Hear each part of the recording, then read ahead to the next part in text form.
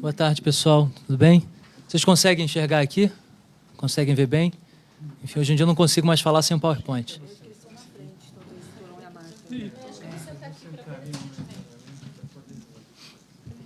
Bom,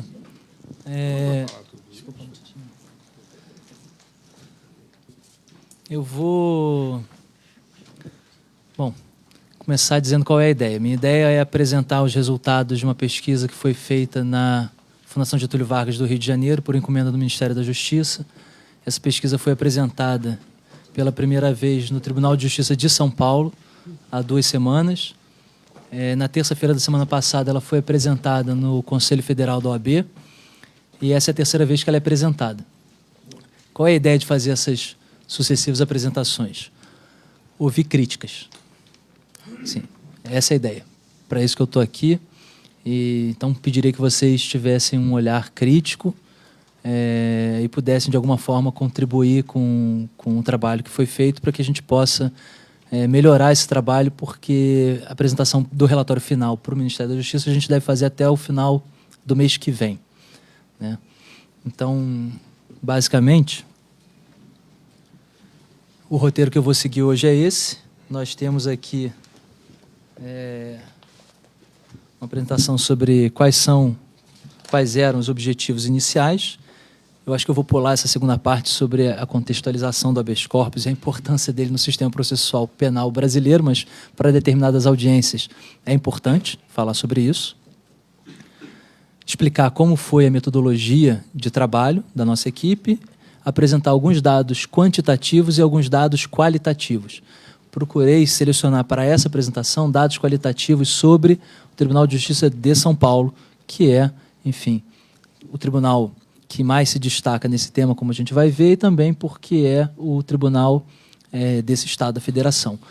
Mas a base de dados que foi construída permite uma análise semelhante a essa que vai ser apresentada de São Paulo para qualquer tribunal, seja estadual, seja federal, do país.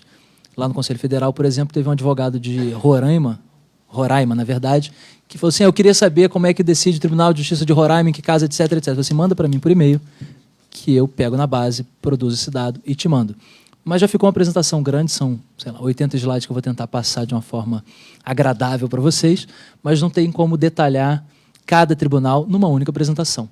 Mas a ideia é mostrar para vocês que esses dados existem, eles estão compilados, eles fazem parte de uma base de dados e esses dados podem ser extraídos com facilidade. É só fazer lá um scriptzinho, o que eu quero, o que eu quero ver, qual tipo de cruzamento que eu quero fazer.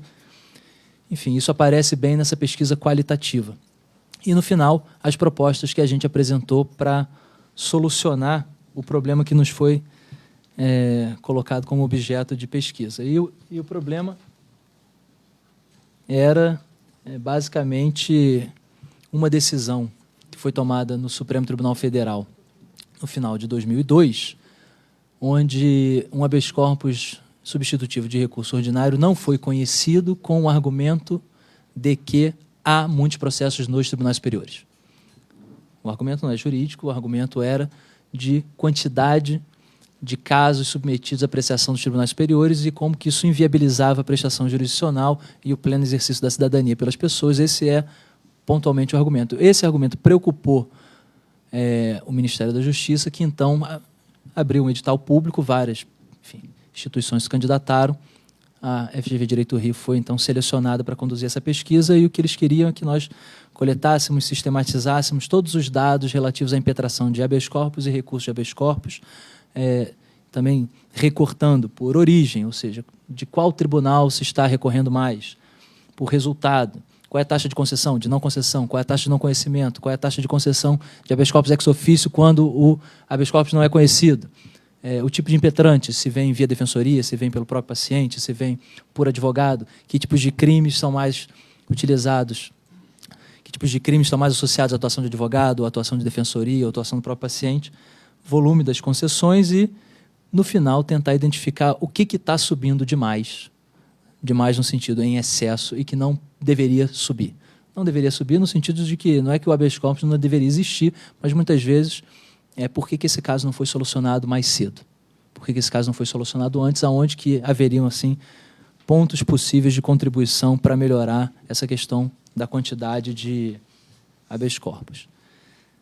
De tudo isso daqui, como eu falei, não vou tratar, a não ser do último ponto, que é papel do habeas corpus na construção da jurisprudência. Então, hoje no país, e há muitos anos no país, toda a jurisprudência do Supremo Tribunal Federal em matéria penal, ela é construída em sede habeas corpus. Então, os principais leading cases, os principais casos, chegaram ao conhecimento do Supremo Tribunal Federal em sede habeas corpus.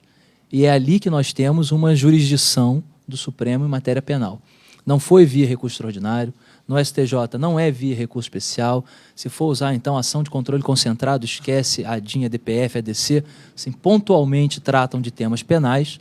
O grosso da jurisprudência do Supremo foi construído em habeas corpus. Daí a importância de se manter ainda uma via de acesso privilegiada para discutir temas penais que, como nós sabemos, não tem como ser pensada senão a partir de uma Constituição. Todos os direitos e garantias fundamentais estão ali, então via habeas corpus que se chega ao Supremo para discutir questões de princípios e direitos e garantias fundamentais que estão na Constituição. O período selecionado, originalmente, era bem maior. A gente queria olhar de 2000 em diante. Bom, só que depois, como a gente tinha ali 6 meses de trabalho, em 6 meses de trabalho não dá para olhar 12 anos de Supremo, dá para olhar menos tempo. A gente selecionou 5 anos, 2008 a 2012. Bom, desde que a gente concluiu isso em fevereiro, a gente continuou essa pesquisa por conta própria, sem o financiamento do Ministério da Justiça, para tentar preencher o ano de 2013, ver se a gente até o meio do ano consegue fechar o ano de 2013 e até o final do ano, o ano de 2014. Fica um pouco mais difícil porque, com o financiamento do Ministério da Justiça, eu conseguia remunerar uma equipe de pesquisadores. Essa equipe foi treinada e foi remunerada e, bom, também não tinha sentido desmobilizar esse pessoal que está engajado, que está animado. Então, eles continuam fazendo, óbvio, diminuiu o número de pessoas, mas, ainda assim, a gente acredita que vai conseguir avançar e fechar 2013. E a importância de fechar 2013 é porque os efeitos da decisão do Supremo no final de 2012, que já aparecem de uma certa forma, vão ser muito mais sentidos em 2013. A gente tem visto isso nos dados de 2013. É ali que o negócio realmente aperta. Hoje a gente está olhando um pouco para trás, não está enxergando o hoje, explica problemas que a gente tem hoje, mas é importante a gente terminar esse ciclo e ir um pouco mais à frente. Além das variáveis que o Ministério da Justiça selecionou, a gente escolheu outras também. Então, a gente tem, por exemplo, liminar. Eu não preparei aqui, mas, em tese, a gente pode pegar e lá ver lá qual é o percentual de liminar, qual é o percentual de liminar naqueles casos que foram concedidos, qual é o percentual de liminar nos casos que não foram concedidos, quem é o ministro que mais concede liminar. Essa informação eu vou vender cara para os advogados, enfim. Não é isso? Para saber quem é que concede mais. Não é como se ninguém soubesse, né, Toron? Enfim. Bom, então, a ideia é a seguinte: qualquer cruzamento que se quiser possa se fazer, a gente pegou o parecer do MP também, enfim, dá para fazer uma série de cruzamentos interessantes. E a ideia seria fazer isso do ponto de vista empírico e tentar fazer uma espécie de diagnóstico e muito menos opinativo, subjetivo, muito mais de apresentar um problema e tentar identificar as causas desse problema e, eventualmente, formas de resolver. Essa equipe tinha pessoas de 3 instituições de ensino diferentes, então, coordenado por mim, lá na FGV, com um assistente de pesquisa da FGV, mas a gente também se valeu de alunos da UERJ e da Unirio, especialmente alunos do mestrado em Direito Penal da UERJ e do mestrado em Direito e Políticas Públicas da Unirio. É porque é um tema que pode ser olhado por vários lados. Enfim, tinham também advogados e alunos de graduação participando. Coloquei aí 10 meses de pesquisa, porque, embora a pesquisa mesmo, o financiamento só tenha saído em agosto de 2013, a gente estava preparando essa equipe desde junho. Então, já vinha treinando, selecionando. Então, botei aí 10 meses como tempo da pesquisa. E por que a gente escolheu 2008 a 2012? Porque a primeira coisa que a gente foi ver foi o fluxo de processos. Então, a gente tem ali, em 98, a gente consegue identificar um primeiro pico ali, de processos no Supremo, mas aí teve a emenda 22 retirou da competência do Supremo habeas corpus oriundos de tribunais, passou para o STJ, então deu uma queda ali no número de habeas corpus no Supremo. Nós tivemos ali também, no início de 2006, a decisão do Supremo declarando inconstitucional o dispositivo da Lei de Crimes Hediondos que vedava a progressão. Então, isso cresceu muito, 2006 teve essa primeira decisão, essa decisão não foi imediatamente reproduzida por juízes de primeiro grau, por tribunais, enfim, forçavam as pessoas a irem até o Supremo para conseguir uma decisão que já havia sido tomada em plenário. O legislador percebeu isso antes do judiciário, mudou a lei em 2007, então você tem uma queda aí, porque a comunicação da lei é muito mais eficiente do que a comunicação de julgado de plenário do Supremo. Aí o sujeito imprime um código novo, está lá na mão do juiz. E o informativo do Supremo nem todo mundo lê, enfim, acompanha, ou, enfim, ou dá o mesmo valor. Então, o período que a gente quis pegar foi aquele ali, considerado um período crítico. Então, o que a gente olhou foi aquele período. No STJ, vejam que também há um crescimento nesse mesmo período. Um crescimento que não foi diminuído pela mudança da lei. Então, eu falei assim, a lei comunicou mais rápido. Não. O STJ blindou o Supremo. A queda de habeas corpus no Supremo para discutir aquilo dali é um pouco porque o STJ começou a aplicar, mas, enfim, continua chegando muita coisa no STJ, independentemente disso, a gente vai ver que um dos temas que mais aparecem é a progressão de regime. E a gente tem ali também um período crítico, um pico de mais de 36 mil habeas corpus no STJ em 2011. 36.500 habeas corpus, são sei lá, quase 20 habeas corpus por dia por ministro, dia útil. Essas as variáveis que a gente examinou, né? Enfim, todas elas. E aqui a amostra. Eram quase 200 mil casos para examinar. 200 mil casos é humanamente impossível.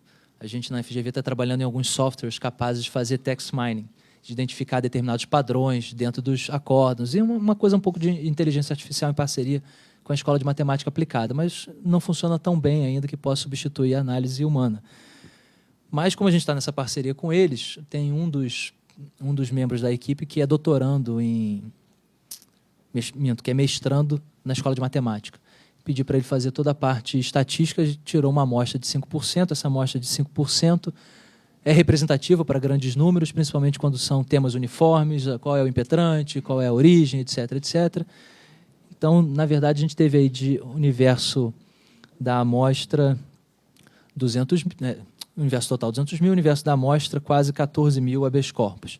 A gente fez ali uma distribuição aleatória, a escolha dos casos foi feita por computador, você tinha lá todos os números, o computador escolhia mês a mês, ano a ano, tribunal a tribunal, quais casos que seriam lidos.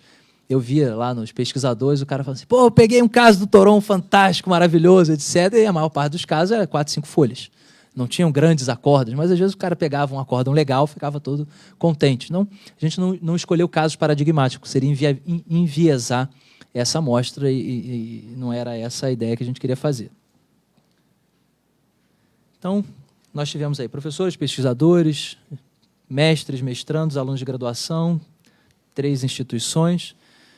Nós treinamos esses caras em como preencher uma planilha. Tinha uma planilha com todos os dados, como é que faziam as entradas. Nós fizemos um manual de preenchimento orientando como que cada um desses caras deveria preencher essa planilha.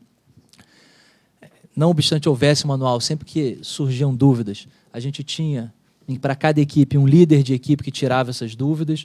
Finalmente, enfim, eu também tinha lá encontros periódicos com esses líderes, preenchiam as planilhas e, mais tarde, totalizavam isso num banco de dados, né? A equipe ali tinha a mim como coordenador. Eu sou doutor em Direito Constitucional pela PUC do Rio de Janeiro, mestre doutor pela PUC do Rio de Janeiro. Hoje sou professor de Direito Penal da FGV, também da Universidade Federal do Estado do Rio de Janeiro.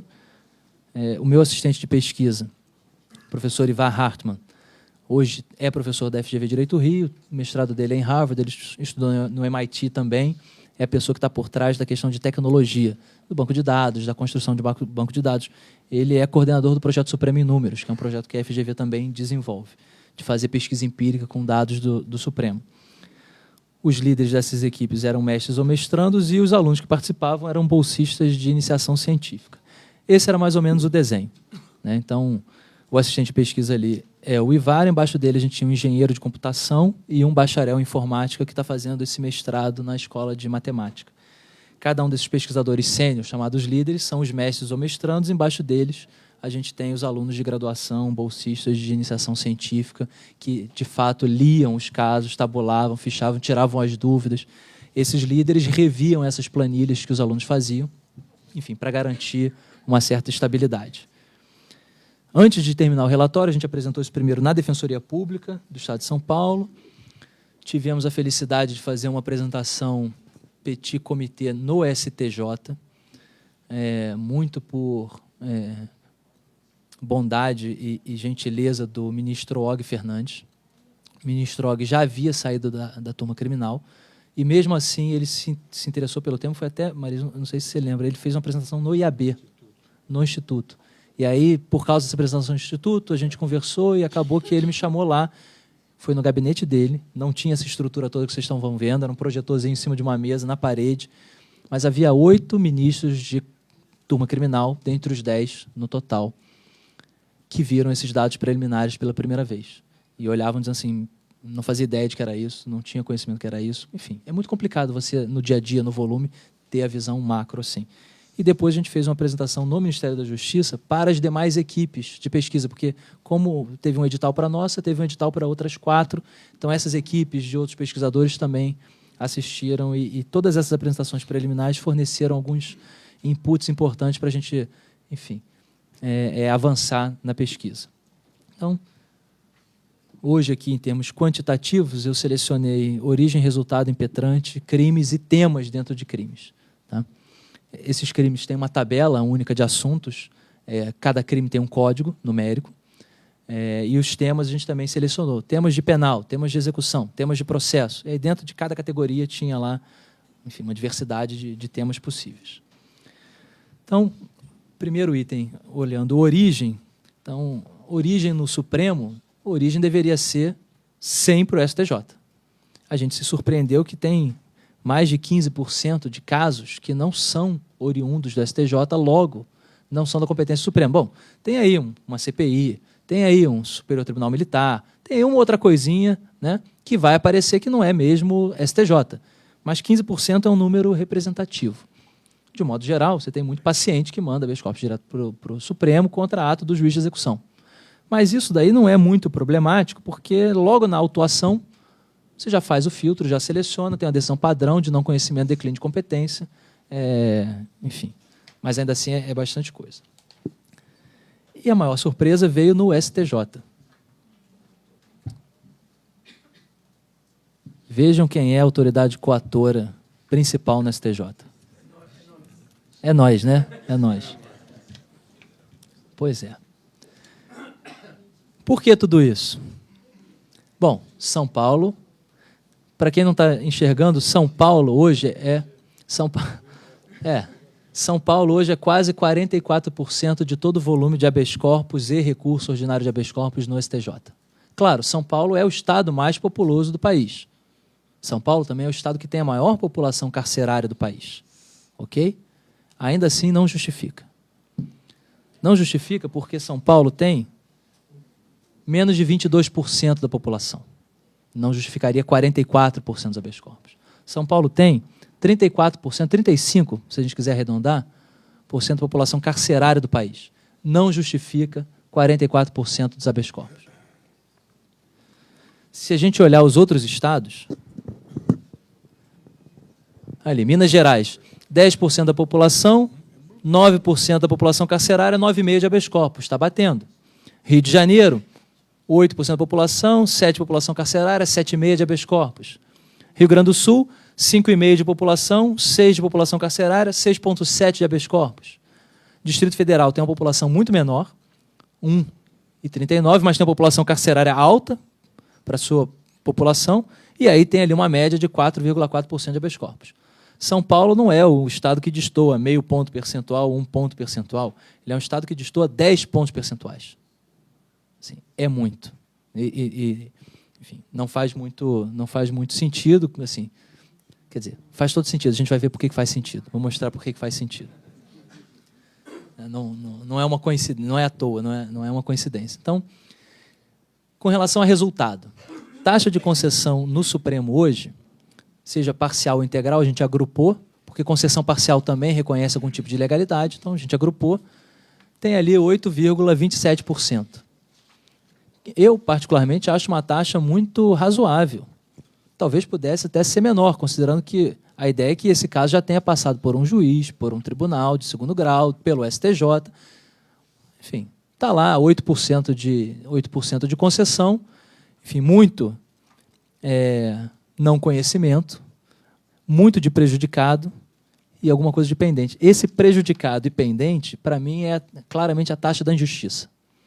Esses casos pendentes é fruto do volume, fruto da demora, fruto talvez de um ano, de 2012, em que o Supremo ficou muito paralisado, com sessões extraordinárias todas as semanas.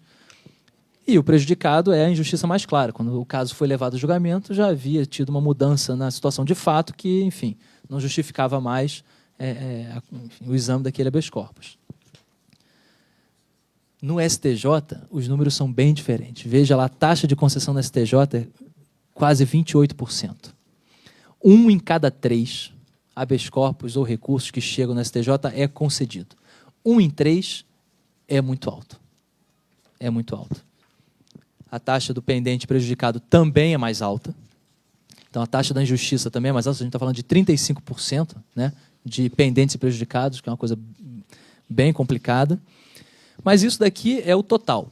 Isso daqui é a média de todos os 27 TJs, dos 5 TRFs, eventualmente do ministro da Justiça, né, qualquer questão que seja levada lá na competência do STJ, mas a gente resolveu dividir isso pelos 5 principais tribunais. Então, a gente viu que os 5 principais são São Paulo, Rio Grande do Sul, Rio de Janeiro, Minas e Distrito Federal. Taxa de concessão de São Paulo, 32%. Como São Paulo é quase metade, São Paulo está puxando essa média geral muito para cima, né? Isso é taxa de sucesso. Bom, quando você tem uma taxa de sucesso dessas, o que você imagina? O estímulo que eu tenho, se eu estou em São Paulo, decisão TJ de São Paulo, é entrar com habeas corpus, porque eu sei que eu vou ter lá uma chance em 3 de ganhar. Matematicamente. Comparando concessão com não concessão, vejam aí os mesmos números, concessão e agora a não concessão. São Paulo é o único estado onde a taxa de concessão é bem maior do que a taxa de não concessão. Em todos os outros estados, a taxa de concessão é muito maior ou, ali no Rio Grande do Sul, assim, um empate técnico ali, uma diferença percentual muito pequena.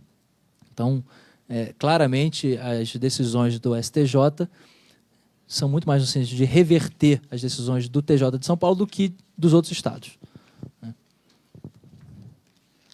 E aí, não por outro motivo, o crescimento de habeas corpus oriundos de São Paulo é muito grande. Esse desenho é parecido com o desenho do crescimento total do STJ, né? Você vê que é São Paulo puxando ali a curva para cima claramente. Isso daqui são os outros resultados, então, não conhecimento, prejudicado, pendente, né, por estado da federação. Você vê que São Paulo tem pouco pendente. Porque chegou lá no STJ, o cara já viu que é de São Paulo, já sabe que deve ter alguma coisa errada, pega logo e já... Mentira, eu não posso afirmar isso estatisticamente, mas... Em Minas, como é que você explica essa alta taxa de pendência? Não, é prejudicado. Prejudicado. Prejudicado, O pessoal não está indo lá bater na porta, né? Tem que ir lá bater na porta para julgar o caso, né? Ou o sujeito que estava lá numa questão de execução, pedindo para progredir, e aí quando foi, o cara já terminou de cumprir a pena. E aí, na verdade, acabou sendo prejudicado porque não pôde progredir, não pôde ter algum tipo de benefício. Os crimes. Os crimes que mais aparecem oriundos de São Paulo. Roubo, tráfico. Roubo e tráfico somados são mais da metade. Esses 5 crimes aqui são 72% do total. Então dá para ver que questões que chegam nesses tribunais superiores, oriundas de São Paulo, estão muito concentradas. 72% é uma concentração muito alta, enfim. São 102 tipos diferentes, crimes diferentes que foram identificados, e só 5 são 70. 5 não, porque tem roubo simples e roubo majorado agrupado, furto simples e furto qualificado agrupado. Vocês vão ver que as questões que são discutidas, enfim, valem mais ou menos para os dois, né? E aí nós temos aqui os temas. Então, os temas principais são progressão de regime, prisão cautelar, regime inicial de cumprimento, dosimetria e excesso de prazo. No comparativo com outros estados, então a gente viu que roubo e tráfico se alternam entre os temas que são, os crimes que são mais acionados lá no STJ. Então, temos 3 3 estados com roubo, 2 estados com tráfico, sabendo que quando o roubo é o primeiro, o tráfico é o segundo, quando o tráfico é o primeiro, o roubo é o segundo, eles estão sempre ali. O que me chamou a atenção é que em todos os outros estados o problema é prisão cautelar.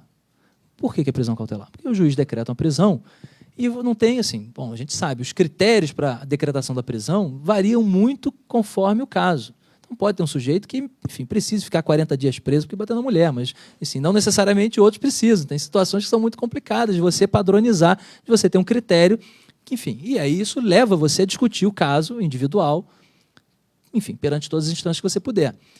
Mas o tema de progressão de regime é diferente. Progressão de regime, assim, é muito mais claramente balizado na lei. Você tem os prazos, você tem as hipóteses, você tem os requisitos. Não é tão subjetivo ou tão casuístico quanto é a prisão cautelar. Se perguntasse assim, tem como você padronizar a prisão cautelar? Não tem. Padronizar a ordem pública? Qual é a dificuldade de você padronizar o conceito de ordem pública? Ou examinar naquele caso a necessidade daquela prisão por sujeito, por causa do comportamento individual daquele sujeito? E progressão de regime, enfim, não tem. Não tem esse tipo de dificuldade. Mas é o tema que mais aparece em São Paulo. Também é o estado que tem a maior população carcerária. Então, assim, olhando a maior população carcerária e percebendo que o problema é progressão de regime, já dá para ver que, no fundo, o que está acontecendo é algo que não... O fato de ser progressão de regime explica por que tem a maior população carcerária. Claro. Os juízes querem manter preso. Querem manter presos. Bom, pegando só o crime de roubo e olhando dentro do crime de roubo, quais são os temas? Surpreendentemente, o tema não é progressão de regime. Se for olhar crime de roubo, que é o crime com quase 30%, é regime inicial de cumprimento, que é um tema menor em todos os outros lugares. O problema aqui de roubo não é. Você vê que progressão de regime vai aparecer lá, 4º lugar. E a gente tem regime inicial, dosimetria e aí, então, a prisão cautelar.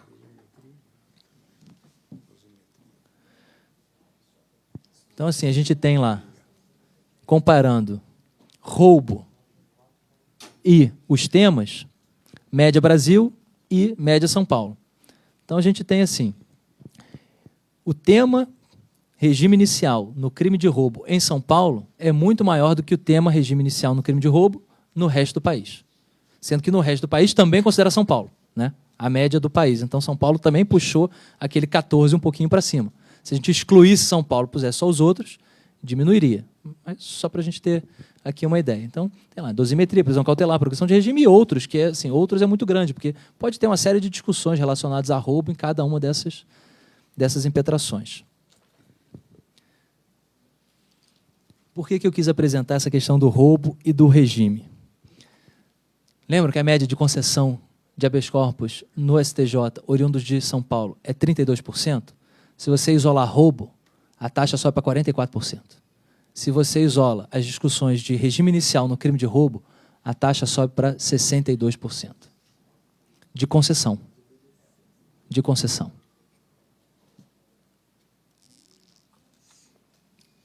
Parece até que tem uma súmula da STJ que fala sobre regime inicial. Parece, dizem que há uma súmula que trata disso. Enfim.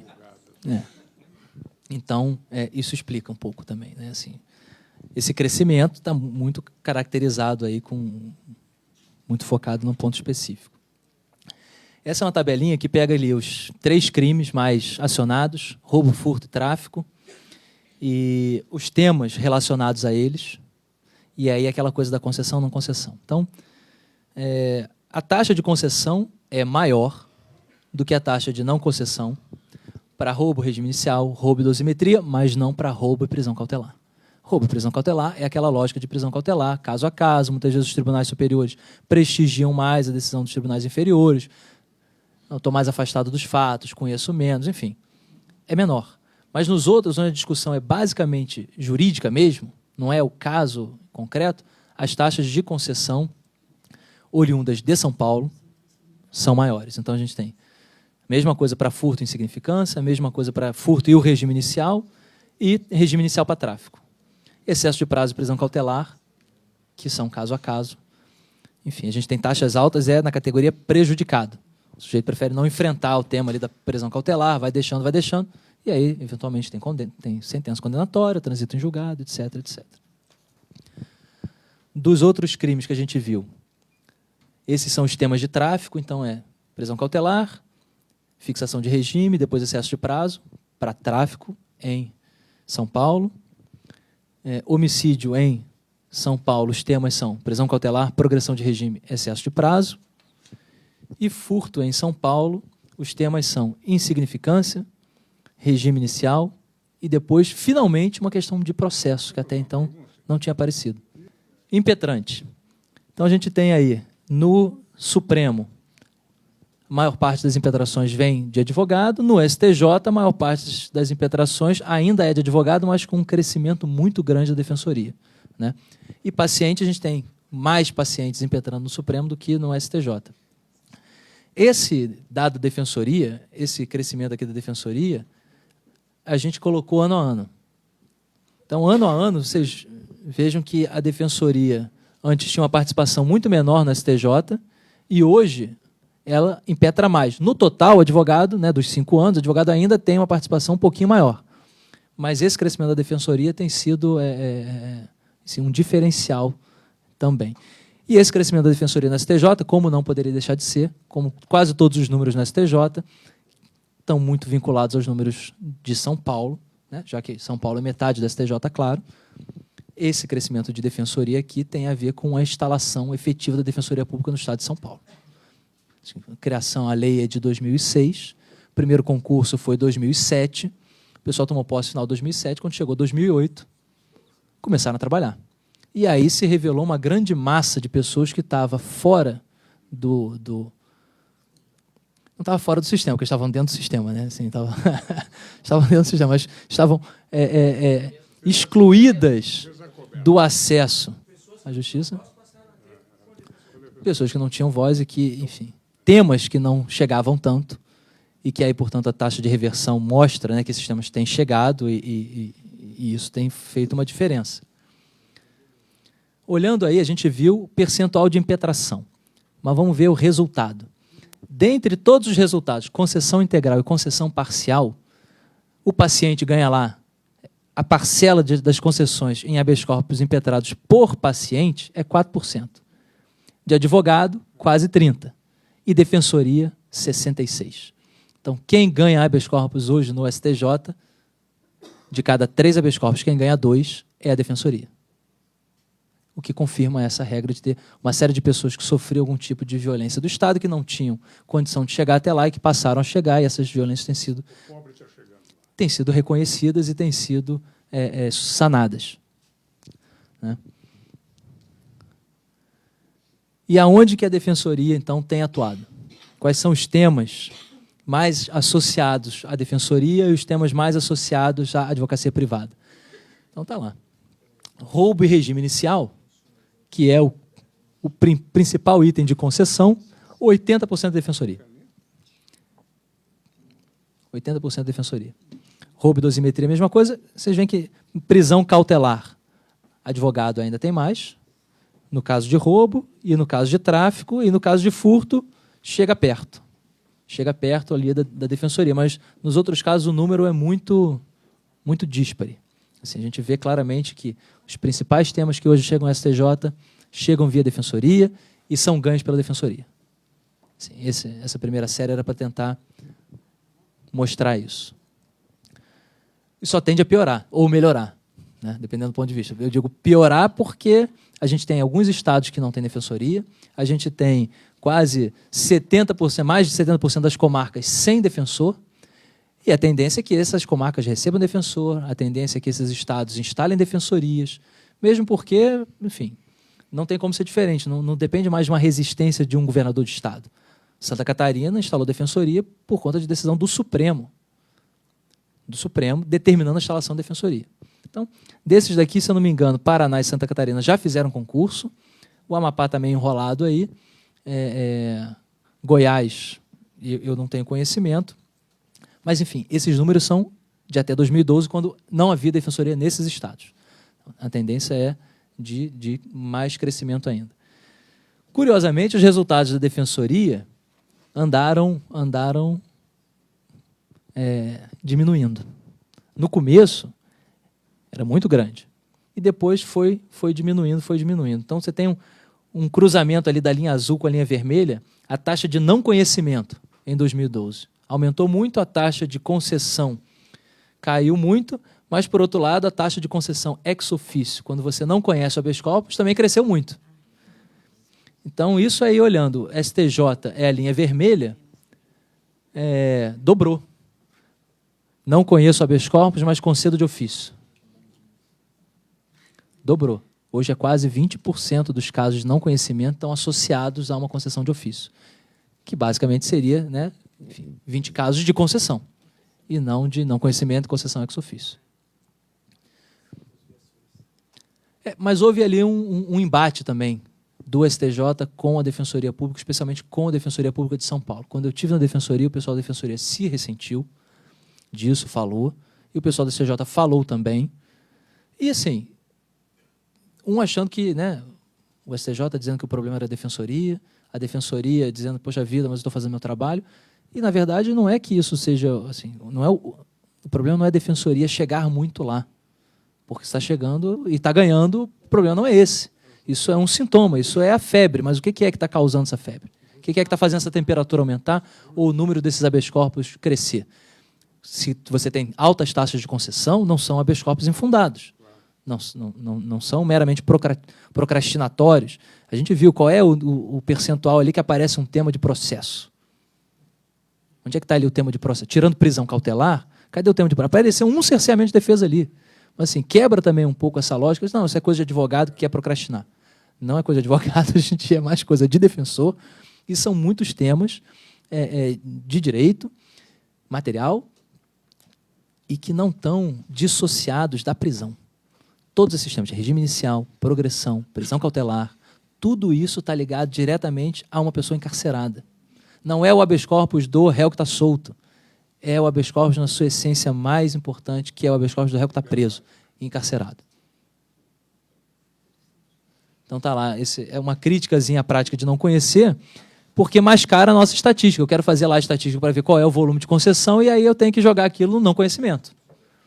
Aí vai cruzar o não conhecimento com o ex officio, mas de alguma forma a taxa de concessão está mascarada. Está mascarada.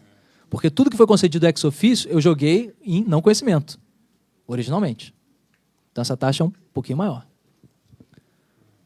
E tem um espaço de discricionariedade, né? Aquele que não é conhecido. Qual que você vai dar de ofício, qual que você não vai dar? Especialmente porque isso está ligado ao ministro. Isso é decisão monocrática. A gente vai ver que decisão de não conhecimento, o grosso, são decisões monocráticas. E aí, quando ele monocraticamente não conhece, mas ele monocraticamente dá de ofício, beleza. E quando ele não conhece, aquilo ali fica só no âmbito individual dele. Isso não é levado para a turma. Não conhecimento não é levado para a turma. Aliás, o grosso das questões não é levado para a turma. No Supremo, hoje, 70% de decisão monocrática. Mas olha, pessoal, não pode criticar, porque isso daí é a saída que eles encontraram para um volume excessivo de causas. Eu entendo. Por outro lado, tem que criticar, porque... Por que tem que criticar? Porque a decisão colegiada ela é fundamental também para estabelecer uma isonomia. Porque se são decisões monocráticas, cada ministro decide de um jeito, isso não é Supremo e isso passa uma mensagem, pode ser que eu ganhe. Então, às vezes, mesmo uma tese, que não seria uma tese, enfim, que deveria estar chegando toda hora, enquanto tiver um ministro lá que vai dar, milhões de habeas corpus vão subir. Digamos que o Supremo vá lá e decida, não, vamos levar para a turma, vamos pacificar determinadas questões, nesse caso aqui cabe, nesse caso não cabe, é melhor para todo mundo, dá mais segurança jurídica e a gente tem julgamentos colegiados. Porque às vezes pode ter temas ali que já estão padronizados entre 4 dos 5 ministros, que não é concessão. E vai ficar um que está concedendo. Se você leva isso para a turma, se você leva isso para o plenário, aquele cara se curva a decisão da maioria. Até que, eventualmente, num outro momento, num outro conjunto de pessoas, aquela jurisprudência, se for o caso, mude. Mas, assim, segurança jurídica aqui, estabilidade e isonomia são temas extremamente importantes para o funcionamento do sistema, para olhar o sistema como um todo.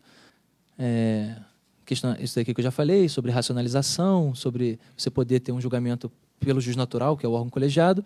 Agora, assim, por tipo de decisão. Então, as decisões de concessão e não concessão são feitas em colegiado, na maior parte das vezes. as decisões de não conhecimento, prejudicado, pendente, monocrático. Tem umas coisinhas ali não preenchido, porque às vezes você tem desistência, às vezes você tem uma autuação que depois não vira habeas corpus, gerou o número, mas na verdade não tem o processo.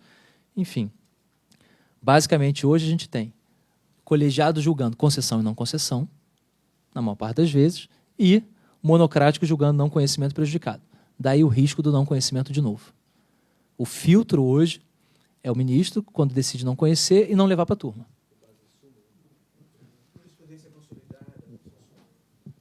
Ou a própria questão de não aceitar um HC substitutivo de recurso. Ou a própria questão de não aceitar um HC contra decisão de liminar negada, que é a 691.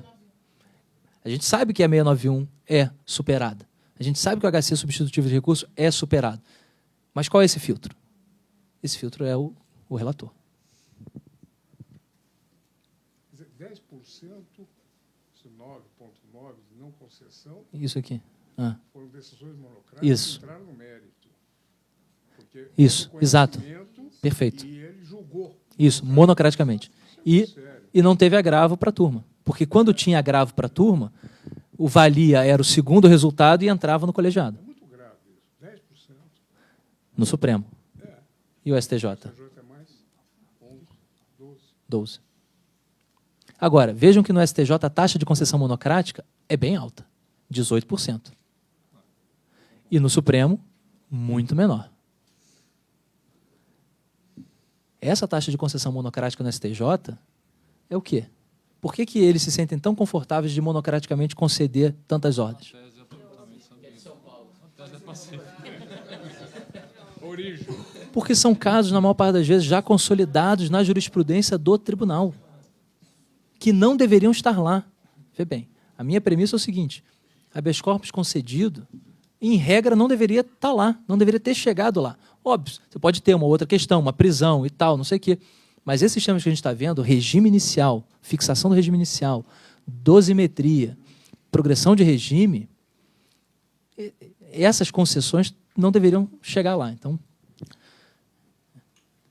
e ainda assim chegam, e isso explica uma concessão monocrática grande, uma concessão no colegiado também grande. Então, botando Supremo, STJ e STJ julgando São Paulo.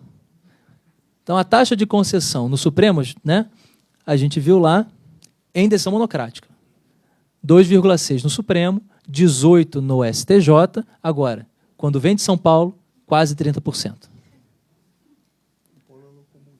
Ok? São Paulo é locomotiva de erros, né? De justiça. E colegiado, mesma coisa.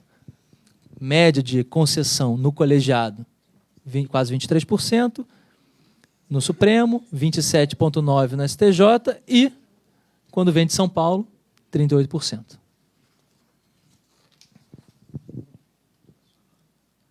E aqui a gente tem uma parte da qualitativa. Isso daqui é uma plataforma de visualização interativa. Quando você clica cada uma dessas coisinhas, se você clicar aqui, concessão, aí. Desce um pouquinho a tela, por favor, Elô. Agora, ótimo. Ali dentro de julgamento, vê se você acha concessão e clica só em concessão. Aí, com o mouse. Aqui, ó, cara. Aqui. Mais pro lado, não. Mais um. Aí. Olha só. Eu isolei concessão. Isolei concessão, eu consigo ver qual é o crime que tem mais taxa de concessão, qual é o fundamento dessa concessão, súmula, entendimento pacificado, quando a concessão e o crime roubo. Ok?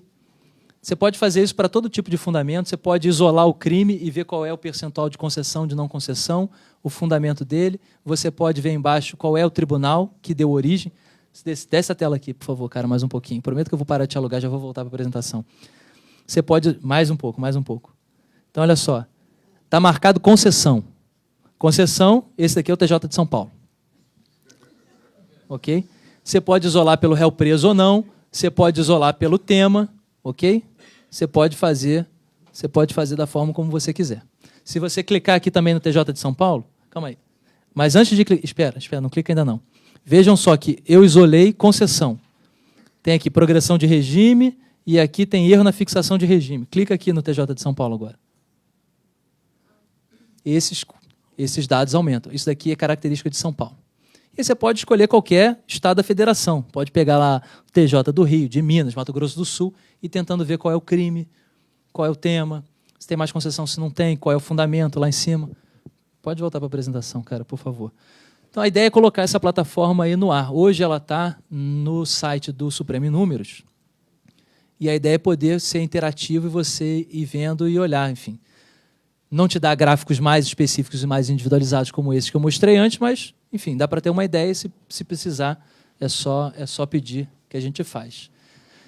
Bom, para terminar, na parte qualitativa, a gente foi olhar dentro de roubo e regime inicial o que era que estava sendo discutido, ou seja, qual era a questão jurídica. Então, a principal questão jurídica era se você podia impor um regime mais gravoso do que o que a pena recomendaria. Basicamente, o cara é condenado por roubo, 4 anos e 6 meses, regime fechado. Só que 4 anos e 6 meses admitiriam um semiaberto. Então, o regime inicial de fixação é tema de discussão. Bom, acontece que esse tema já havia sido sumulado pelo Supremo em 2003, súmula 718 e 719, e foi de novo sumulado pelo STJ em 2010.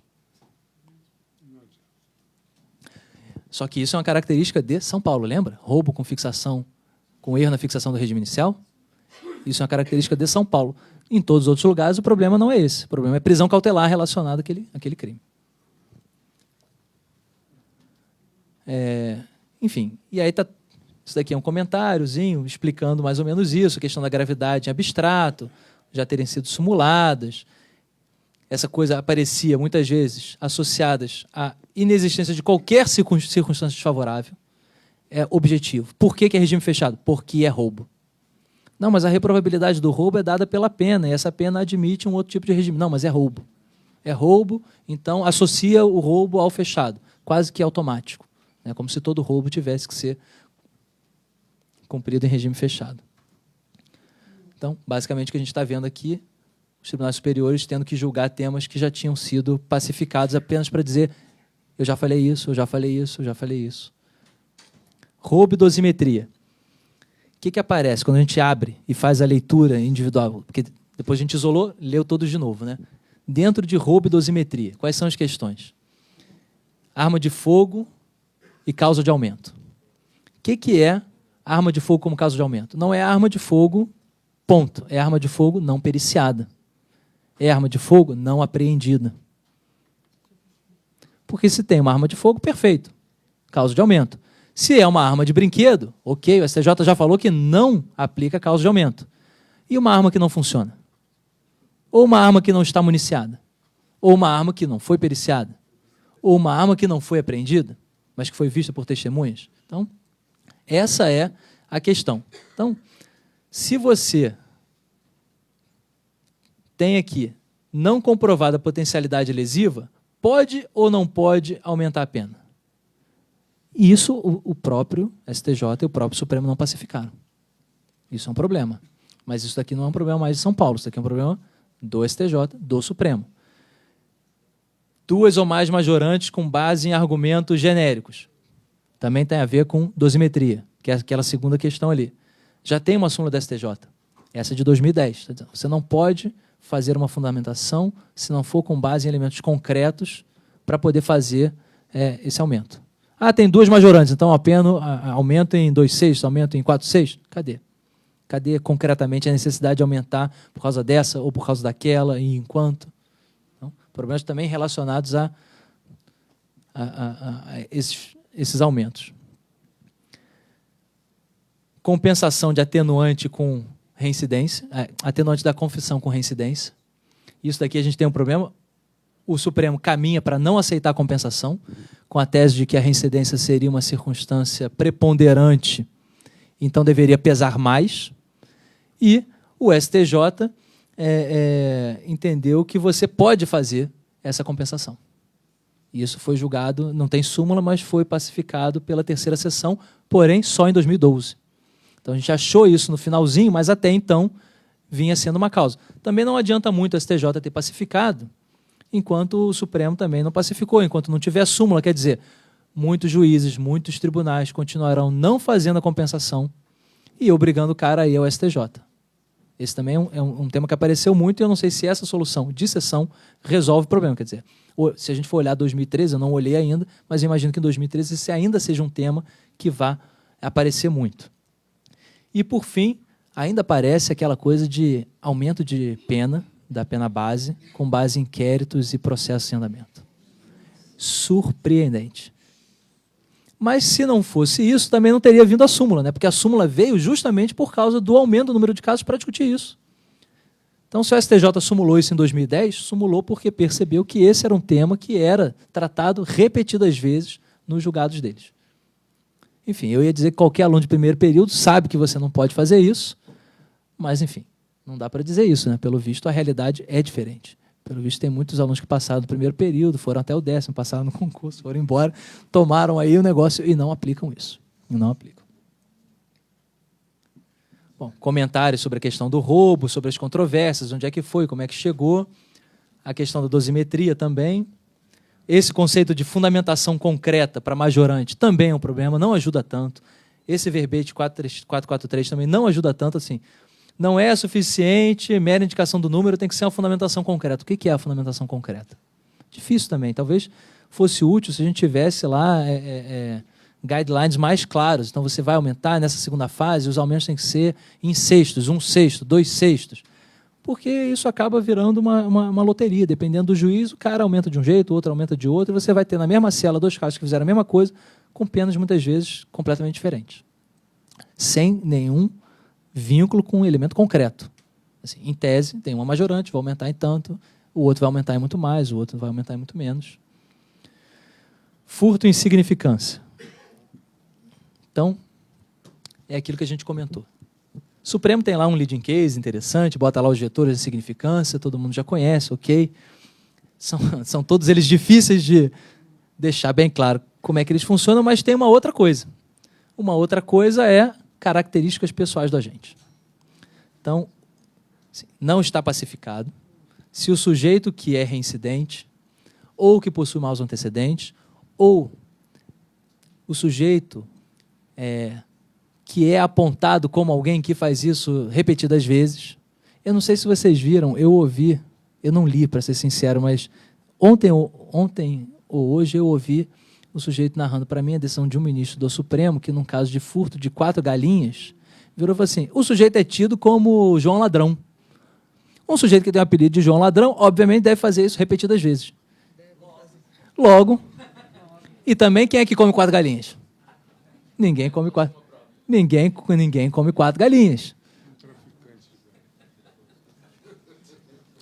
Mas isso é muito complicado. É muito complicado. Assim, seja para ir para um lado, ou seja para ir para o outro, não pacificar é o pior. Porque então que diga, o sujeito que tem nome de João Ladrão, ou que tem maus antecedentes, ou que tem inquéritos ou ações penais em andamento, não pode se beneficiar do princípio da insignificante.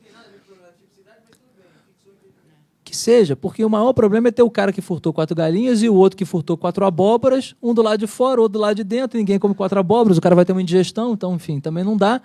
E aí? E essa característica de injustiça mina a própria confiança da população no judiciário. E reforça esse dado de que é uma loteria, e de que é uma justiça para poucos, e que depende muito mais da habilidade do seu defensor técnico do que propriamente da responsabilidade pelo que você fez. Né, que é a capacidade do sujeito sensibilizar um julgador, quando, na verdade, isso não deveria ter um percentual, assim, ter uma influência tão grande na decisão sobre a liberdade daquele indivíduo. Então, hoje, como é que a gente está? 40% dos julgamentos, STJ e Supremo, tem que considerar as circunstâncias pessoais do agente, 60% não tem que considerar as circunstâncias pessoais do agente. Então, hoje dá para dizer que está bem dividido. Loteria mesmo. Loteria. 2. Valor objetivo. Qual é o valor objetivo? Qual é o valor do que é insignificante? Eu sei qual é o valor para crimes contra a ordem tributária. Não é isso? R$20 mil. Ninguém tem dúvida que qualquer crime contra a ordem tributária, até R$20 mil, vai ser considerado insignificante. Bom, pode ter aí uma discussão sobre o pessoal do descaminho, porque é crime formal e tal. Bom, mas isso daí também tem casos que eles admitem. No fundo, tem um critério claro, está lá na lei, não é isso? Os 10 mil, depois na portaria 20 mil. E furto. Simples. Aí é um problema. A gente viu o seguinte, até R$100, todos os habeas corpus foram concedidos. Acima de 200, nenhum. Entre 100 e 200, varia. Então, eu sei que até 200, bom, até 100, eu sei que a minha estatística, de eu conseguir meu habeas corpus é 100%. Entre 100 e 200 é nebuloso. Acima de 200 eu sei que é pequena. Isso é o seguinte, pessoal. Percentual do salário mínimo. Considerando esses valores, na época, isso chegava até 40% do salário mínimo. Então, coloca lá. Furto, com nenhum, assim, sem aquelas questões lá relacionadas, né, aqueles vetores, ou sem relacionar a vida pregressa do sujeito, o simples valor colocado lá, 40% do salário mínimo, já ajudaria. E já evitaria uma série de injustiças, já evitaria uma série de pessoas tratadas de forma diferente de outras por conta de comportamentos insignificantes. Então, é uma ideia, poder virar até 40% do salário mínimo. Ou, se quiser, usa outra faixa, usa outro valor. Assim, a gente vive uma situação mais ou menos parecida com drogas. Portugal estabeleceu lá, olha, até tantos gramas é uso, acima de tantos gramas é tráfico. Que é? Assim, é claro que o sujeito pode ter poucos gramas e ser um traficante. Ele vai ali, pega aquele dali, vende ali e tal, o estoque dele fica longe. Pode ser. E é claro que pode ter um sujeito que tenha mais gramas e seja usuário. Ok. Mas aí, prova no caso concreto. Então, assim, você já tem um corte claro, e aí vai ser trabalho do Ministério Público provar que o sujeito, que embora tenha um percentual pequeno, está fazendo comércio e vai ter que apresentar provas X, não vai poder ser automático, né? Pela cara, pelo jeitão do sujeito. E idem, o cara está com uma quantidade muito grande, vai ser processado por tráfico, a defesa vai ter o ônus de fazer a prova. Mas você evita uma grande taxa de injustiça quando você delimita um critério claro. Né? Claro, não é absoluto, você sempre vai poder discutir, claro, perfeito, mas você já, assim, pavimenta melhor o caminho. Questão de prisão preventiva em furto. Furto. Sem violência, sem grave ameaça.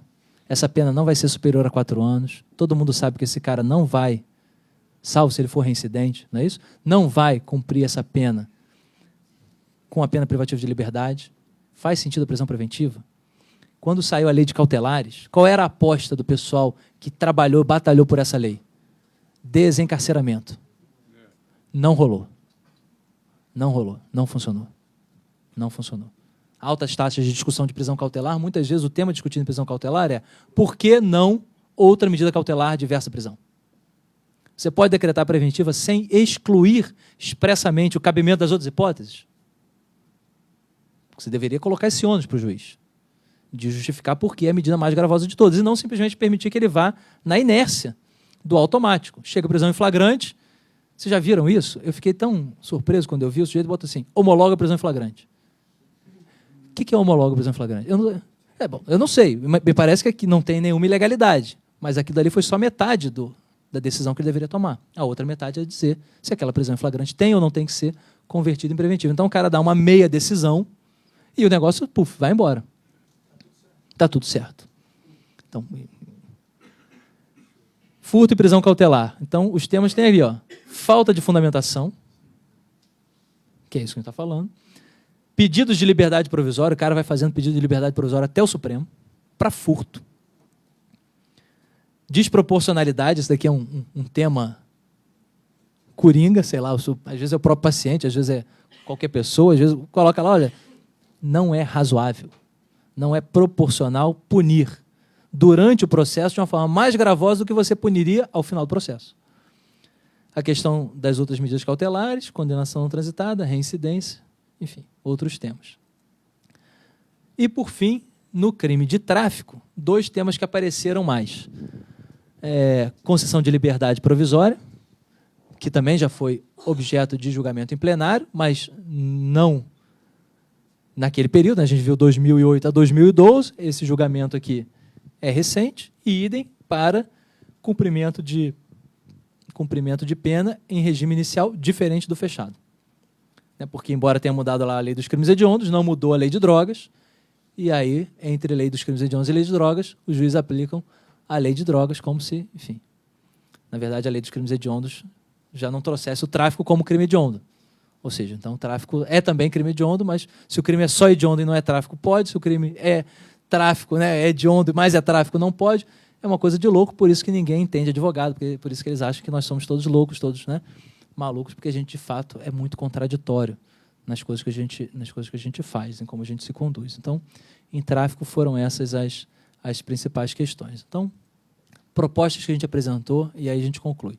A primeira proposta para o cenário atual, reforçar nesses casos mais pacificados, transformando súmula do STJ, em alguns casos, em súmula vinculante.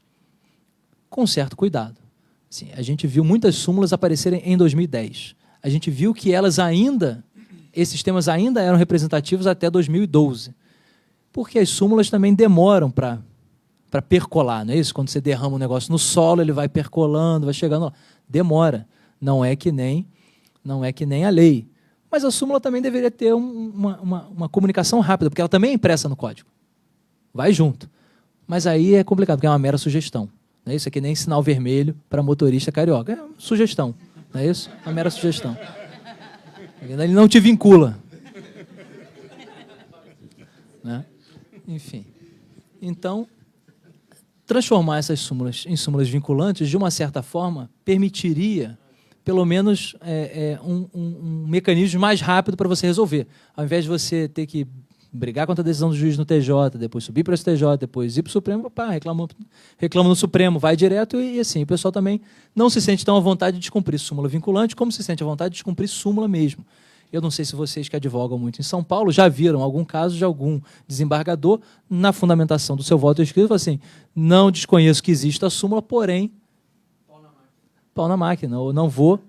Isso não me interessa, não é isso? Porque eu sou juiz, eu fui iluminado pela verdade, né? Recebi a luz do conhecimento, e não faz isso por mal. Às vezes o cara não faz isso por mal, é difícil você exigir de um juiz que quer julgar de acordo com a justiça e com a sua concepção de justiça um comportamento diferente. Mas, ao mesmo tempo, esse cara tem que perceber que assim, ele não pode pensar só nele, na justiça dele e do caso dele. Ele tem que pensar no sistema. No momento que ele decide contra o que já foi decidido num tribunal superior, o que esse cara faz é estimular a litigiosidade. Eu digo isso que eu entendo, porque eu já vi cenas assim, do sujeito chegar para botar o processo para votar, olha assim, ih, composição hoje está diferente, o doutor fulano não está, então calma aí, então o quórum vai ser eu, ele, não, então não vou retirar, porque quando o quórum está diferente, eu sei que eu ganho. Com esse quórum aqui, eu sei que eu perco, eu não vou perder, porque a minha decisão, como eu penso, é o melhor, é o mais justo, eu acredito nisso. Bom, assim, mas não é uma questão pessoal, né? Não é ele, é o órgão, e não é só o órgão, e é o órgão que está acima daquele órgão, e é o sistema como um todo. Mas assim, é difícil para o sujeito pensar nisso. Normalmente o cara não olha em volta, ele olha o caso individual dele. Né? Para cenários futuros, a ideia é a seguinte, continuar isso aqui, pelo menos a gente quer fechar até 2014, mas o ideal era ter algum tipo de mecanismo que permitisse acompanhar de perto os tribunais superiores. Eles precisam disso. É a vida deles. Claro, é a vida de todos os cidadãos, é a liberdade dos cidadãos, mas para eles também é importante. É um mecanismo de gestão do tribunal deles. Quem é que acha legal ter 36 mil HCs na STJ? Eu não acho, eles não acham. É ruim para todo mundo, porque o teu caso demora mais para julgar, o meu caso demora mais para julgar. Então, enfim, eles também têm essa preocupação. A questão é desenvolver um mecanismo, uma capacidade de reação mais rápida. Imagina, você levar 2 anos para descobrir que você tem que sumular aquilo dali, às vezes é um tempo longo demais e você já entupiu o seu tribunal com muitos recursos iguais, ainda mais se tiver, sei lá, um estado feito São Paulo que consegue, de uma hora para outra, produzir um volume muito grande de causas ali. Uma população carcerária alta, uma defensoria pública ativa, primeira decisão na STJ, aquela lá da 3ª sessão, não sumulou, até sumular, isso vai subir muito. E vai subir muito e vai ser um novo problema. Então, a gente consegue olhar os problemas do passado, a gente tem que olhar os problemas, assim, tem que ser capaz de identificar os problemas à medida que eles surjam. Uma nova lei, uma nova decisão de plenário, de Supremo, uma nova súmula, como que isso repercute nos tribunais de baixo.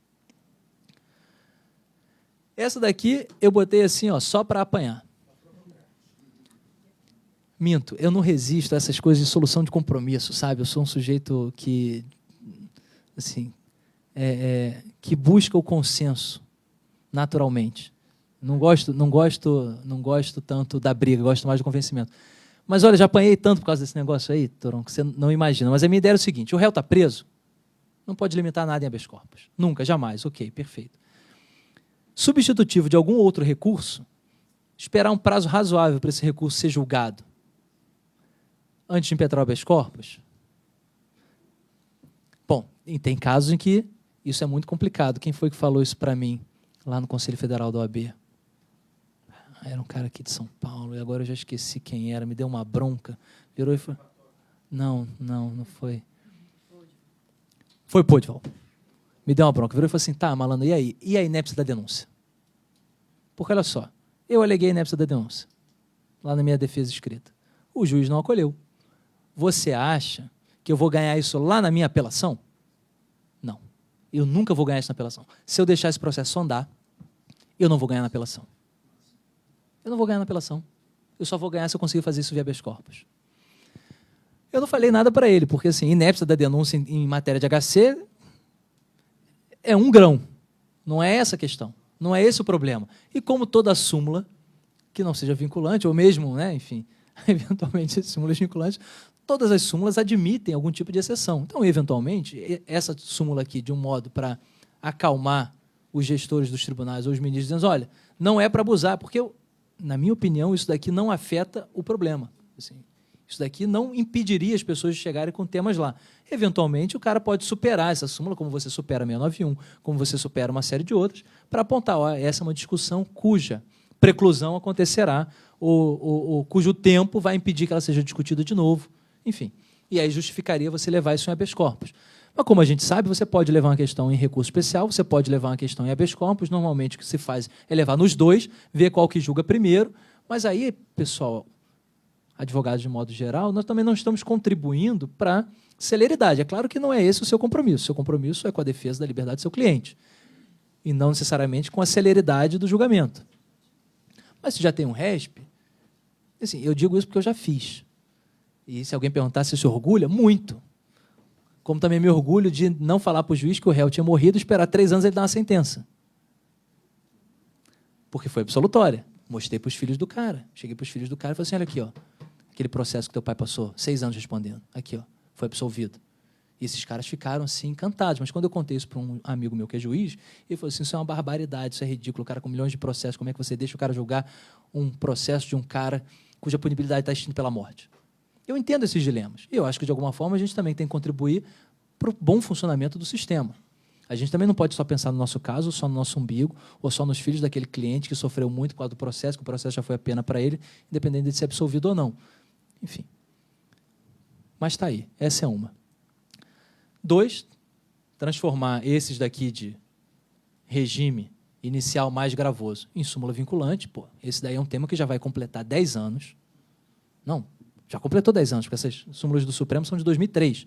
Já completou 10 anos e ainda é o tema mais associado ao crime de roubo no Estado de São Paulo, que é o que mais chega no STJ. Então, isso daqui tem que virar súmula vinculante. E aí, pode fazer a mesma coisa para as outras. Pode fazer para 443, pode fazer para 444, né? Essa daqui é dos inquéritos e ações penais em andamento. A questão da arma de fogo. 2 opções. Eu, obviamente, tenho predileção por uma delas. Mas, assim, nesse relatório, nessa proposta, não é o que eu acho que é melhor ou não. Esses são os temas que estão em disputa.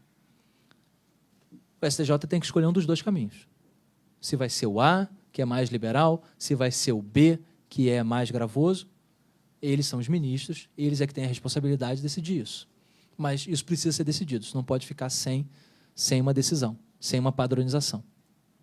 Mesma coisa para a compensação entre agravantes e atenuantes, mesma coisa para insignificância. Ali na insignificância a gente tem 3 diferentes, não é isso? A questão do 40% do salário mínimo, a questão do sujeito que é reincidente em crime doloso, a questão dos inquéritos e ações penais em andamento. Temas para serem discutidos, não que tem que ser essa, tem que ser aquela, enfim, não me arvoro é uma responsabilidade que não é minha. E a questão da prisão preventiva. Tá lá, é isso. Não se aplica essa vedação da prisão preventiva em caso de prática delituosa reiterada, que é o que o STJ vem afirmando. Ele vem afirmando isso. Não, prática reiterada pode fazer a prisão preventiva. Mesmo que diga lá da proibição, eu vou superar essa proibição. Então deixa isso claro. Enfim, assim, seja nesse sentido ou em outro sentido. Mas, assim, discuta essa questão num colegiado, numa terceira sessão, num plenário do Supremo. É uma sessão você discute, uma sessão você debate, uma questão você resolve isso, e, enfim, é melhor para todo mundo. Ok, muito obrigado.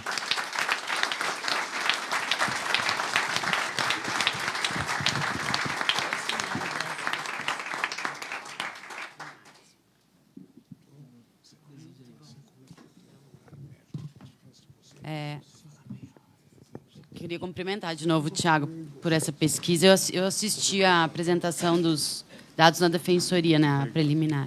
Também queria agradecer o IBCCRIM e o IDDD por terem apoiado o evento e mandado seus líderes aqui.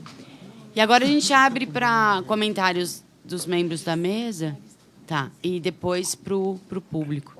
Eu vou pedir licença aos companheiros, porque eu tenho, na verdade, eu tenho um horário médico, e mais do que horário médico, dor na coluna. Coisa de velho. Queria cumprimentar a Fundação, queria cumprimentar a você, Bottino. Nós já estivemos juntos no Rio, num debate em que participamos juntos com 2 ministros, né? Lá no Instituto. Não foi no dia que o... Teve o dia do OG, né? Do OG. Quem estava mais? Tinha mais um ministro junto. Bom, enfim, cumprimentar você por esse trabalho, proficiente trabalho. Eu diria que histórico e cívico trabalho, na medida em que, se nós perdermos o instrumento do habeas corpus, nós estaremos pondo em risco a própria democracia no país. O habeas corpus defende a liberdade é um dos fundamentos da Constituição, é um dos fundamentos da República, é um dos fundamentos do Estado Democrático de Direito. Perdida a liberdade e perdida a sua garantia primordial, nós estaremos pondo em risco a própria existência da República e do Estado Democrático. Quem me conhece sabe que eu não sou lá muito da conciliação, eu sou mais do confronto. Não é verdade. Senti um ar de gozação. Mas estou com você. Acho que esta questão do habeas corpus, o ideal não é o ideal, é o possível. E eu acho que nós temos que caminhar pela estrada do possível. E eu vou dar um exemplo prático.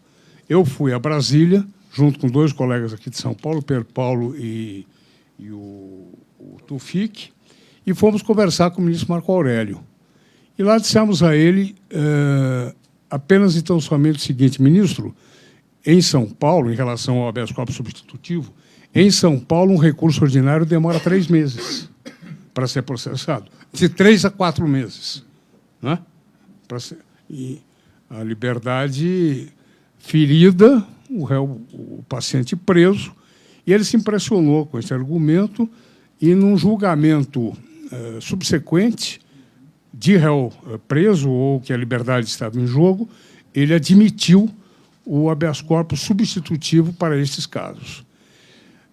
Fomos também conversar com o ministro Gilson Dipp, no Superior. Ouviu-nos com muita atenção, se mostrou aparentemente, pelo menos, sensibilizado, mas não tivemos frutos no Superior ainda, salvo engano. Acho que não teve nenhum julgamento em que algum ministro do Superior tenha dito: bem, réu preso, cabe o substitutivo. Entra naquela história da concessão de ofício. Né? Então, esta é uma demonstração de que talvez nós devamos, em vez de lutarmos pelo ideal, num primeiro momento, lutarmos pelo possível. E estou dando um exemplo apenas. Essa questão dos 180 dias, eu não sei, precisaria ser examinado. Acho que nós precisamos dar uma possibilidade aos tribunais superiores de perceberem que os advogados não estão intransigentes e nós estamos sensíveis, de uma certa maneira, a este problema que é o acúmulo de processos. Embora esta questão não seja, obviamente, superior à questão da liberdade. mas, de qualquer maneira, eu acho que alguma transigência da nossa parte será necessária. E acho também que será preciso mostrar aos tribunais superiores que quem provoca o volume de habeas corpus não somos nós, não é a Defensoria Pública. São juízes que estão julgando mal, são juízes que estão desobedecendo a lei, desobedecendo a orientações pacíficas dos tribunais. Em razão disso, os habeas corpus estão aumentando. Isso também porque o pobre está chegando em Brasília. O pobre não chegava em Brasília. O pobre não chegava em Brasília, hoje ele chega pelas mãos da Defensoria Pública. E vai aumentar o número de habeas corpus, como você bem disse, na medida em que os estados que ainda não instalaram a Defensoria Pública o farão muito em breve. Esta questão da quantidade está ligada à questão das causas da morosidade e da demora e do acúmulo, portanto, de processos. E quais são essas causas? Não somos nós, não são os habeas corpus, não são os defensores. A verdade é que as causas são múltiplas e talvez valesse a pena, de uma certa maneira, incluí-las neste discurso de apresentação do seu trabalho. Que causas são estas? O excesso de litigiosidade por parte da União, agora não falando só de habeas corpus, estou falando de um modo geral, o excesso de litigiosidade da União e dos órgãos públicos, municipais, estaduais e federais, é um absurdo, será um absurdo e uma contradição nós não podemos impetrar habeas corpus quando o INSS e o INPS, para não pagar os seus débitos, estão reiteradamente acumulando os tribunais superiores com seus recursos, etc. Em segundo lugar, a questão da burocracia do judiciário. Essa é uma questão gravíssima. No cível, sabem os colegas que os juízes não estão decidindo, vista a parte contrária, e vista a parte contrária é devolvida para a parte que primeiro requereu. No crime, não se decide com a celeridade que se esperava, talvez não nós para a prescrição, mas que, enfim, que o sistema gostaria que se decidisse. E os cartórios são o exemplo típico dessa burocracia aqui em São Paulo, para seu conhecimento. Pedido de informação em habeas corpus é enviado na era da eletrônica, quando se quer implantar o processo eletrônico, o pedido de habeas corpus é enviado por malote, para o interior. Malote, isso é um assinte. Parece que fazem isso para que o desembargador relator não receba aquele processo de imediato e ganhe tempo, porque este pedido e esta devolução das informações demandam um tempo de não menos do que 15 dias. O réu preso. Vai o malote, volta o malote, faltam as informações, volta o malote, e coisas desse já estão acontecendo periodicamente não, acontecem, e há vários outros exemplos nesse sentido. Acho que essas razões, falta de juiz, falta de funcionário, por que não se abrir novos tribunais? Por que não se instalar novos tribunais? Por que não aumentar o número de ministros e desembargadores? Qual é o sentido? Maris, você me permite, só para lembrar que o STJ, arquitetonicamente, ele foi construído para ter o dobro de ministros. Corredores ociosos, enormes, aquelas salas, bem, enfim. Por que não se aumenta o número de juízes? Por que não se aumenta? Por que não se dá para estados como o de São Paulo, ou que há no Rio de Janeiro, as custas, que deu ao Rio de Janeiro autonomia financeira? Pelo menos em tese deu. Não, na prática. Na prática. Emprestou dinheiro para o executivo. Por executivo. Aqui em São Paulo, os governadores todos ficam com a chave do cofre na mão e os presidentes dos tribunais, que se sucederam, vão lá de pires e chapéu na mão, com migalhas. Então, você não aumenta o número de funcionários, você não aumenta o número de juízes. Você tem ainda uma questão que me preocupa muito e está sendo em São Paulo divulgada e assimilada, que é a questão da produtividade. Nós estamos vivendo uma época em que a eficácia e a eficiência superam a qualidade. Prestação jurisdicional não é produto de indústria, não é produto industrial. Então, o CNJ dando mau exemplo, e aqui em São Paulo agora, esta ideia da produtividade, da eficácia, esta ideia da justiça igual a número, não é? Esta ideia foi abraçada pelo presidente do tribunal, que é um magistrado aberto, que é um magistrado muito correto, que é um magistrado, mas que abraçou essa ideia. E ele fala, e ele chega a falar que assessores devem dar votos, e que os desembargadores têm a obrigação de ler os votos do assessor. Isso ele falou num discurso. Isso é uma síntese, isso é a negação da existência do juiz. Não precisa de juiz. Não precisa de juiz de segundo grau. Você tem funcionários mais ou menos qualificados e esses funcionários elaborarão os acordos. Isso é preocupante, isso é atemorizante, na medida em que os juízes estão, de primeiro ao último grau, estão preocupados com esta eficiência, com esta produção, que está pesando até na promoção dos juízes. O juiz que produz mais, pouco importa a qualidade das suas decisões, este juiz é promovido. Então, é uma outra coisa que nós devemos... Eu não sei como abordar essas questões todas, mas elas estão na raiz desta crise por que passa o Poder Judiciário. Por outro lado, eu acho que essa questão levantada do colegiado, das decisões monocráticas, também é extremamente preocupante. Não importa nem se o número de concessões monocráticas é elevado ou não. A questão é que você termina com o duplo grau, você fere o princípio do juiz natural, de segundo grau, não é? E acaba com a ideia do colegiado, que é uma ideia que nos dá algum conforto. Eu, quando recorro porque eu acho que não só um outro juiz, mas 3 juízes irão examinar o meu caso. Maris, e não é só isso. Quando você recorre e vai ter o teu caso julgado pelo colegiado, você pode fazer uso da palavra, você pode sustentar oralmente. Claro. Então, eles dizem o seguinte, de defesa brutal, eles dizem o seguinte, claro. Você tem a decisão monocrática, aí você toca um agravo regimental. Para os processualistas, chama interpor. Então, interpõe recurso de agravo regimental. Aí eles dizem, não, resolveu-se o problema da colegialidade. Não, mas se cerceou a defesa, porque você perde o direito ao uso da palavra. E agora aqui em São Paulo, uma novidade excepcional, que é o julgamento virtual, que no civil já está. Incomoda muito. Não, mas é virtual, como eu não participo se ele é virtual. Eu não vou sustentar. No crime não está havendo isso, está havendo no civil, mas o provimento de São Paulo, que já é um provimento uns 2, 3 anos atrás, prevê para o crime também o julgamento virtual. O relator manda pelo seu e-mail, manda o voto, o outro concorda e assim vai. Eles estão fazendo eles fazem na prática, né? Eu já assisti um julgamento numa Câmara, habeas corpus, 50 habeas corpus, excesso de prazo, 49 não concedidos. E dos 49 um concedido, e dos 49 não concedidos, eu acho que pelo menos uns 30 o relator sequer dizia o prazo de prisão, o quanto ainda, há quanto tempo estava preso o sujeito. Era excesso.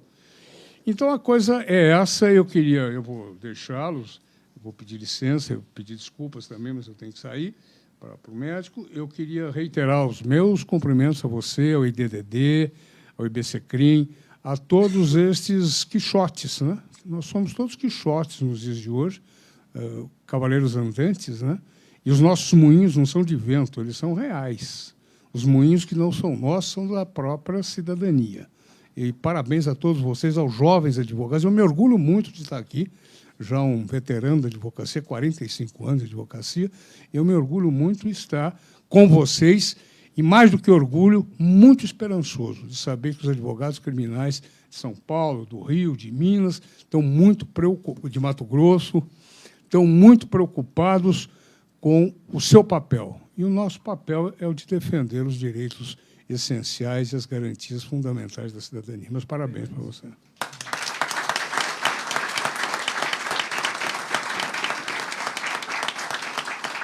Esse aqui é meu, viu? Vocês são testemunhos que não é dele, não, porque depois ele vai dizer que eu peguei. Me devolve a caneta. Eu não peguei, tá isso, a caneta. Tchau.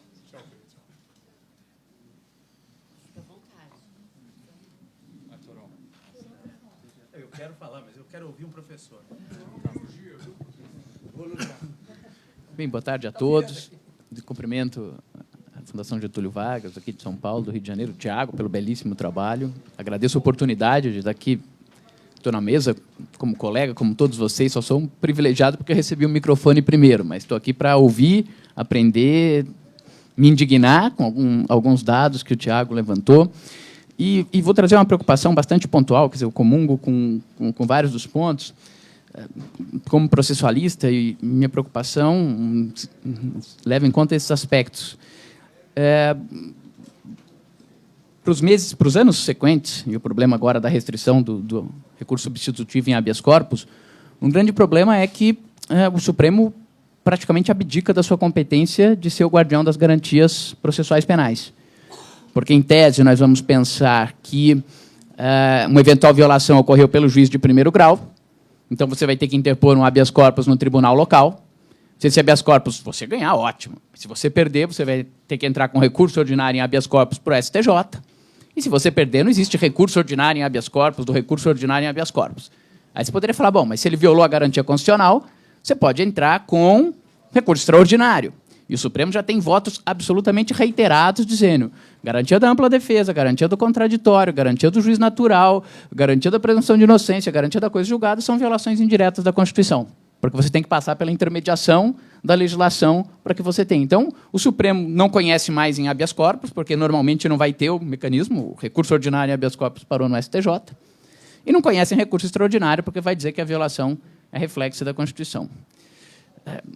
Sobra o STJ para você tentar essa matéria, mas se você entrar com o HC, quando ele está solto para as garantias, o Supremo vai dizer, não pode, porque é substitutivo. Então, essa é uma preocupação. Por outro lado, e aqui talvez indo um pouco contrário a algum pensamento que eu vejo, outro dia eu vi uma brilhante manifestação do Toron, quando nós estávamos no Recife, que tratou do tema, eu tinha uma percepção que acho que os seus dados confirmam um pouco o que, para mim, era uma sensação mais empírica, dos meus dados concretos, que uma situação clara é que hoje nós temos dois habeas corpus, claramente. Um habeas corpus de liberdade e um habeas corpus que, no processo penal, é um agravão, um substitutivo de recurso contra problemas de rito, violações de normas processuais. Esse habeas corpus, os próprios tribunais já não dão a magnitude que eles deviam ter, nem em termos de preferência, de julgamento, nem nada. Falar, isso não é habeas corpus de liberdade. Aqui o TRF, por exemplo, para as preferências, não, isso não é habeas corpus de liberdade, esse é outro habeas corpus. E eu tive a sensação que, numericamente, acho que parece que a sua pesquisa comprova, que das questões puramente processuais, esse volume não é um volume tão grande.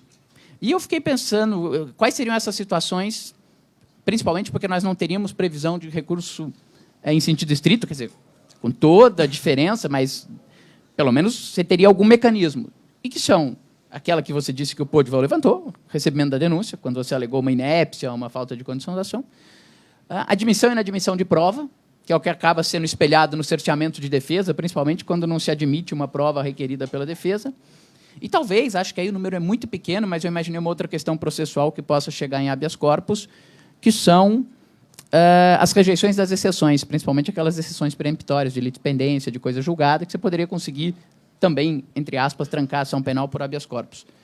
E imaginava que, se essas hipóteses tivessem a previsão para elas de um recurso, seja uma reforma no recurso em sentido estrito, principalmente com uma pequena mudança procedimental, que o recurso pudesse ser interposto diretamente nos tribunais, à semelhança do agravo no processo civil, e com a possibilidade do relator conceder efeito suspensivo a essa medida ou conceder o chamado efeito ativo, antecipação da pretensão recursal, que isso, é claro que não vai ser a mesma coisa que ter o habeas corpus, mas aliviaria um pouco o problema. A sua exposição me mostra, por um lado, que... E a gente vê pelo tema... Deixa eu só fazer uma consideração. O ponto é o seguinte, a parte de recursos do Código, essa nunca foi alterada. Se o habeas corpus hoje é utilizado como substitutivo da uma parte dos recursos, justamente porque a legislação de 41, claro. Enfim, o CPP já foi mudado em todos os pontos, menos no inquérito, que hoje é um problema gravíssimo, e nos recursos. Claro. E fora, sem contar que isso é reflexo de problemas procedimentais, não se cumpre oralidade, não se cumpre concentração, etc. Mas pensando numa solução, porque, claro, também não adianta os tribunais falar, vamos tirar o habeas corpus e não vamos colocar nada no lugar. Não colocar nada no lugar, a gente vai continuar tentando, vai continuar batendo, como se disse, de flexibilização de súmulo, uma hora ou outra aparece um caso mais escabroso e o tribunal acaba concedendo. Mas me impressionou, e fica mais até uma curiosidade, como se disse, se seria possível a gente ter acesso numericamente a essas questões processuais ou algumas questões processuais que foram decididas. Eu não sei qual foi o corte da pesquisa, mas, por exemplo, a inépcia da denúncia, que é um tema importante, e outro, os cerceamentos, principalmente por questões probatórias. A prova que a defesa requereu e foi indeferida pelo juiz, também se vai ter que subir, porque depois da defesa você não vai conseguir nada. Ou a prova de acusação, principalmente provas ilícitas, por meios de obtenção de prova, uma interceptação, uma quebra de sigilo, etc., e que a defesa fala, é ilícita, o juiz fala, não é ilícita. E também, se você não for com HC, depois que sair a sentença, você não vai conseguir nada. Então, assim, dentre os temas que eram catalogados, você tinha cerceamento de defesa, falta de condição da ação, inépcia de denúncia, vedação de prova ilícita, assim, ou desclassificação de crime, que é coisa que às vezes você também quer discutir ali, o cara, não, só vou discutir depois, aí isso mudaria o rito. Assim, se você quiser, posso puxar por esses temas e recortar por qual tipo de crime, por qual tipo de tribunal. Tá. Porque ele não apareceu Não, claro, não, sim, mas quer dizer... Mas você quer saber claro, mas o contrário senso da sua pesquisa, mesmo sem a gente ter esse dado, já mostra que deve ser quantitativamente bastante pequeno. Então, essa perda, só nesse aspecto, ela não é por intensidade de tema tão... Mas, por outro lado, se a gente pegasse todos esses meia dúzia e agrupasse num só, talvez pudesse ser representativo, sim. Então, isso que você está falando... Pensar num mecanismo processual. Faz todo sentido. Você vai ter lá 5 ou 6 temas que são de processo que, de repente, poderiam fazer via recurso de distrito mais eficiente. Com interposição no tribunal. Aqui em HC, isso pode e com essa reforma pequena no sistema recursal, aliviaria a perda do habeas corpus como um mecanismo para a proteção de garantias processuais. Eu acho que esse dado, na verdade,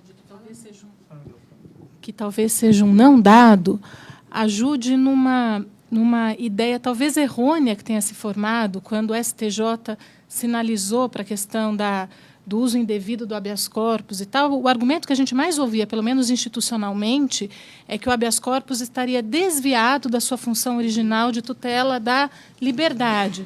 E os dados mostram que o volume disso que o STJ decide é prisão, seja ela prisão definitiva, seja prisão cautelar. Quer dizer, até o fato dele não aparecer na pesquisa é um dado importante, que mostra que a restrição, quer dizer, o meio que foi utilizado pelo STJ, a meu sentir, foi um meio indevido, que a sua pesquisa acaba revelando, né? Que a questão de... isso foi uma coisa que eu acho que foi um alívio ler na pesquisa, uma pesquisa empírica, claro, que cada um acho que tem uma sensação individual pelo aquilo que leu ou pela sua experiência pessoal.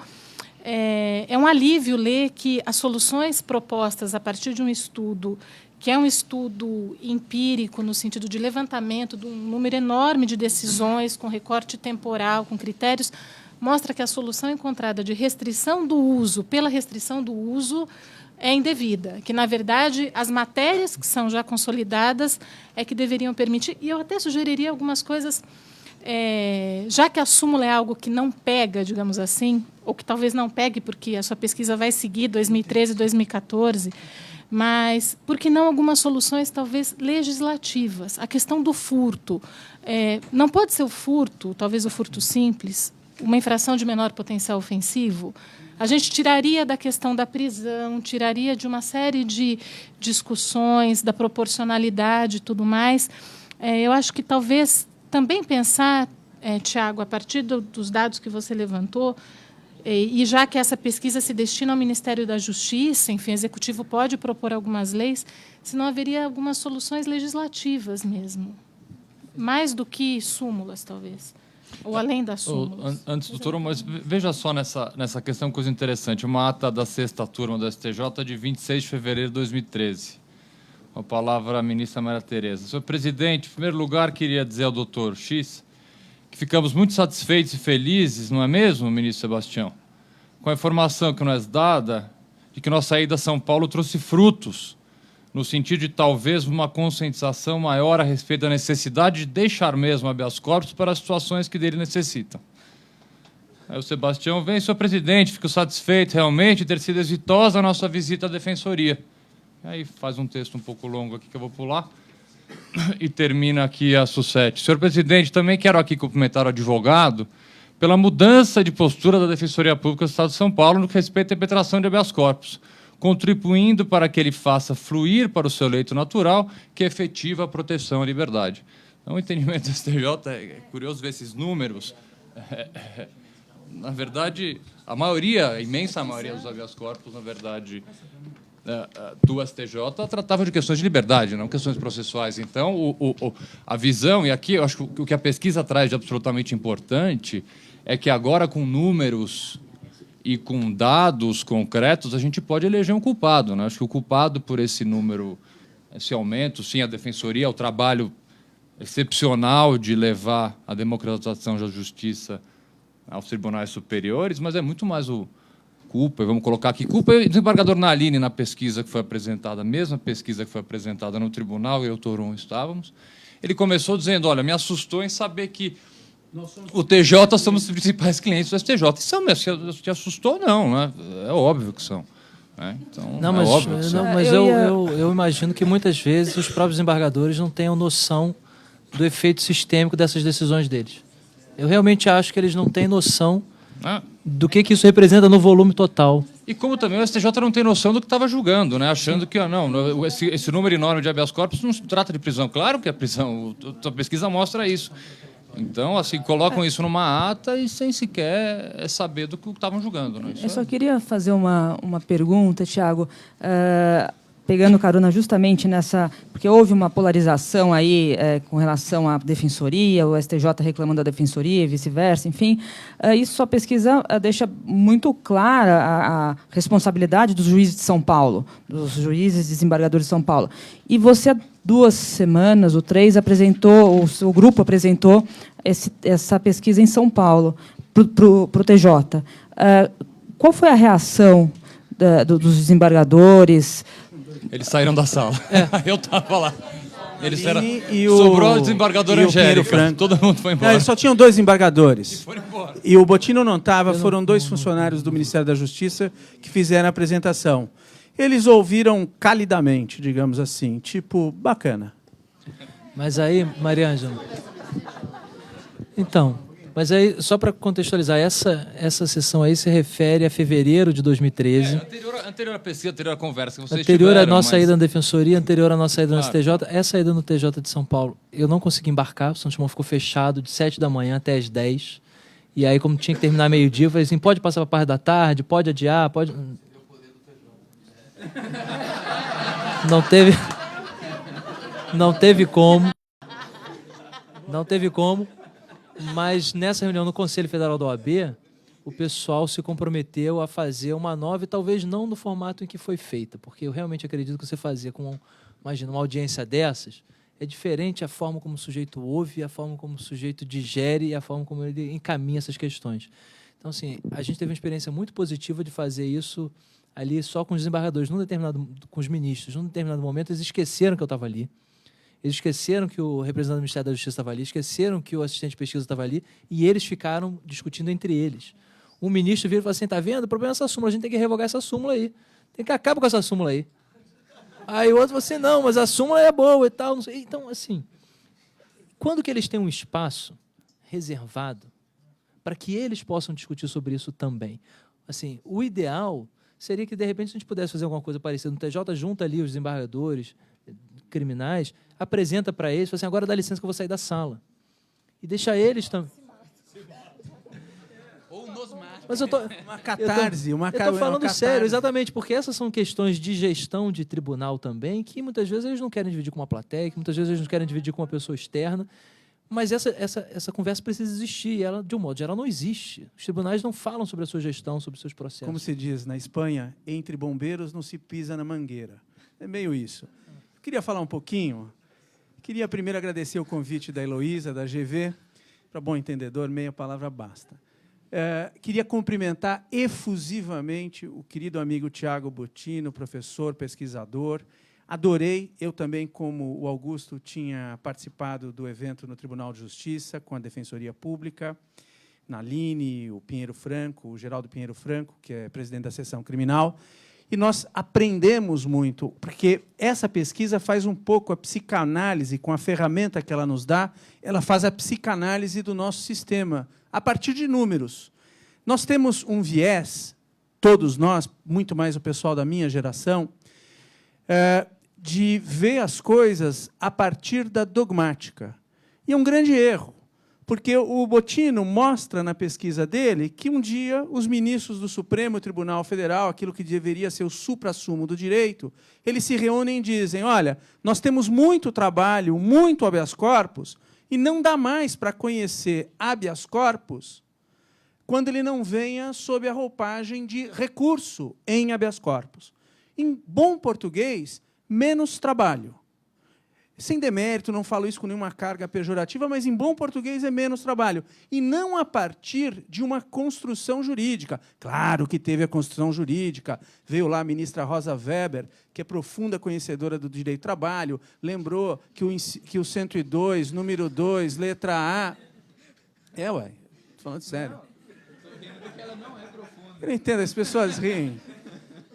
Lembrou que a Constituição prevê o recurso em habeas corpus. Só que ela esqueceu, ela e os companheiros dela, eles esqueceram que a vedação ao manejo do recurso em habeas corpus, ela vem com a ditadura, com o regime militar, por meio do ato institucional número 6.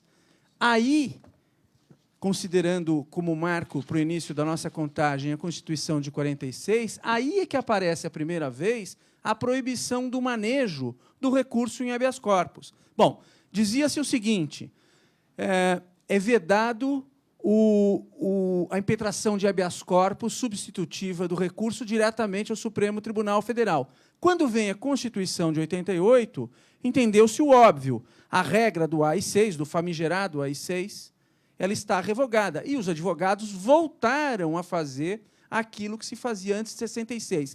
Por que os advogados manejam o recurso em habeas corpus? Ou melhor, por que eles manejam o habeas corpus substitutivo do recurso e não o RHC? Por uma razão simples, e o Maris disse aqui com muita propriedade. Porque o RHC demora muito, ele tem seu processamento demorado. Você tem que esperar a publicação do acórdão. O habeas corpus originário você não precisa esperar a publicação. Você estampa o print, como o Decaro fazia muito bem, e aparelha o seu habeas corpus. Então, você tem, no recurso, que esperar a publicação do acórdão. Levava muito tempo, hoje leva menos, mas levava tempo. Publicou o acórdão, você interpõe o recurso. Vai à procuradoria para contrarrazões. Opa, mais tempo, vai de malote. Vai de malote. Bom, voltou da procuradoria, tem que ir a despacho do presidente, isso pode levar 3 meses. Aí que o Maris, com grande inspiração cívica, ele, o Pier Paolo Bottini, o nosso Bottini, né, o Bottini de São Paulo, que também é muito valoroso, vão lá no ministro Marco Aurélio e falam, ministro, nós temos esse problema. E o ministro, então, Marco Aurélio, que foi quem capitaneou essa virada na jurisprudência, ele diz, espera aí, nos casos em que o réu estiver preso, volta a valer o manejo do habeas corpus substitutivo do recurso ordinário constitucional. É um avanço? É um avanço, melhora. E vejam que há resistências a esse entendimento do ministro Marco Aurélio. A Corte não aceitou voltar atrás naturalmente. Então, essa é uma questão. Eu aqui me sensibilizo muito com o que o Maris falou. E vou pedir licença para dar um exemplo, só para a gente refletir, há muitos advogados aqui, que eu creio que é a grossa maioria. Quando eu, no meu primeiro mandato de conselheiro federal, fui vice-presidente da Comissão Nacional de Prerrogativas, havia o seguinte problema, a seguinte queixa dos advogados. Nós não conseguimos ter acesso aos juízes federais. Nem aos juízes e nem aos desembargadores. Isso chegou aos ouvidos do ministro Pargendler, que, naquela altura, era o coordenador da Justiça Federal, coisa que hoje se chama Corregedor-Geral da Justiça Federal. Ele, sensibilizado com isso, nos enviou um ofício, que não chegou até a mim, e diz o seguinte, vamos mudar isso. O advogado agora que quiser ter acesso a juiz e desembargador, ressalvados os casos de urgência, ressalvados esses casos de urgência, agendará a audiência. O presidente da Comissão de Prerrogativas, um querido amigo pernambucano, falou, de jeito nenhum, isso ofende as prerrogativas, blá, blá, blá, blá, blá, blá, blá, blá, blá. E a ordem respondeu, então, que isso atentava contra a lei, contra as nossas prerrogativas, e o ministro não teve dúvida. Ele recebeu a resposta e falou: querem que fique como está. E engavetou. O que eu acho que a gente precisa ter hoje é a sensibilidade de poder identificar que concessões são necessárias e possíveis de se fazer e quais nós não podemos fazer. A primeira a ser dita: não dá para aceitar, Bottino, nessa proposta, que o sujeito aguarde 180 dias para validamente manejar o recurso, o habeas corpus. Não dá. Realmente, essa proposta, a pretexto de ser limitativa, eu vou ler: admite-se a impetração de habeas substitutivo de qualquer recurso, sempre que o paciente se encontrar preso ou quando o recurso substitutivo não tiver sido julgado no prazo de 180 dias. 180 dias é meio ano. Quem tem gente presa com a mãe no seu cangote, com a mulher no seu cangote, sabe que não dá para esperar 180 dias. Não, mas quem está solto, preso ou se já tiver 180. Preso é preso. Perdão. Recurso sempre que o paciente se encontrar preso. Pronto, sim. Muito bem, eu refaço a minha colocação. Refaço para dizer, não, perfeito, agradeço a correção, mas refaço para dizer o seguinte. Vou pegar o exemplo do Teodomiro Dias, que defendeu, ou defende ainda, os 2 pilotos naquele caso do acidente lá em Mato Grosso, envolvendo um jato particular e o caso da Gol. Ele manejou um recurso especial e, com o recurso especial, obteve em decisão monocrática a redução da pena. Quais são os precedentes que fundamentam aquela decisão da ministra Laurita? Os precedentes são em habeas corpus.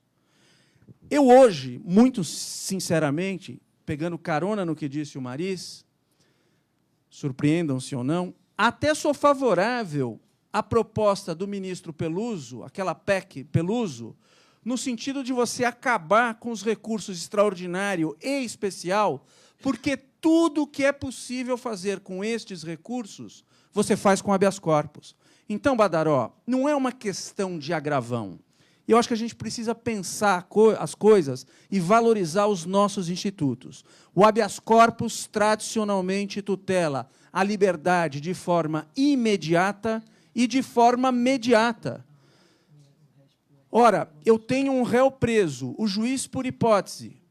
Eu tenho um réu preso em decorrência de sentença. E o juiz, por hipótese, infringiu o critério trifásico na fixação da pena. Eu vou apelar, esperar a apelação 2 anos ou vou meter um habeas... Perdão, vou impetrar um habeas corpus para rapidamente se solucionar o problema da nulidade. Então, eu sou de opinião que, ao contrário do que vigora no método lusitano de resolução das coisas, que vem resumido no seguinte: para que resolver agora se eu posso resolver depois? Não. Resolver agora o que pode ser resolvido agora.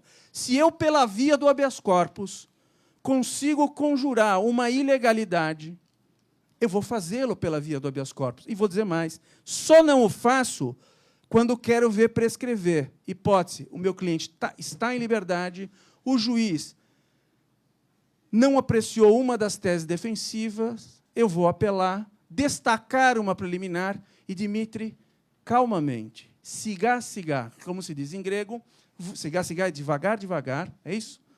Dimitri fala grego e eu falo pouquinho. Sigar, com muita calma, eu vou esperar o tribunal julgar o recurso de apelação, para, ao final, ver reconhecida a prescrição, nulidade, por aí vai. O ponto que eu queria pegar é que é muito perigosa essa ideia de nós querermos esvaziar o habeas corpus quando os dados numéricos que nos vêm mostram com absoluta clareza que o problema não é esse. O problema vem de uma coisa nova que decorre de uma ação efetiva da Defensoria, dos pobres chegando aos tribunais superiores. E os tribunais superiores desequipados para lidar com esse problema, com essa massa de causas.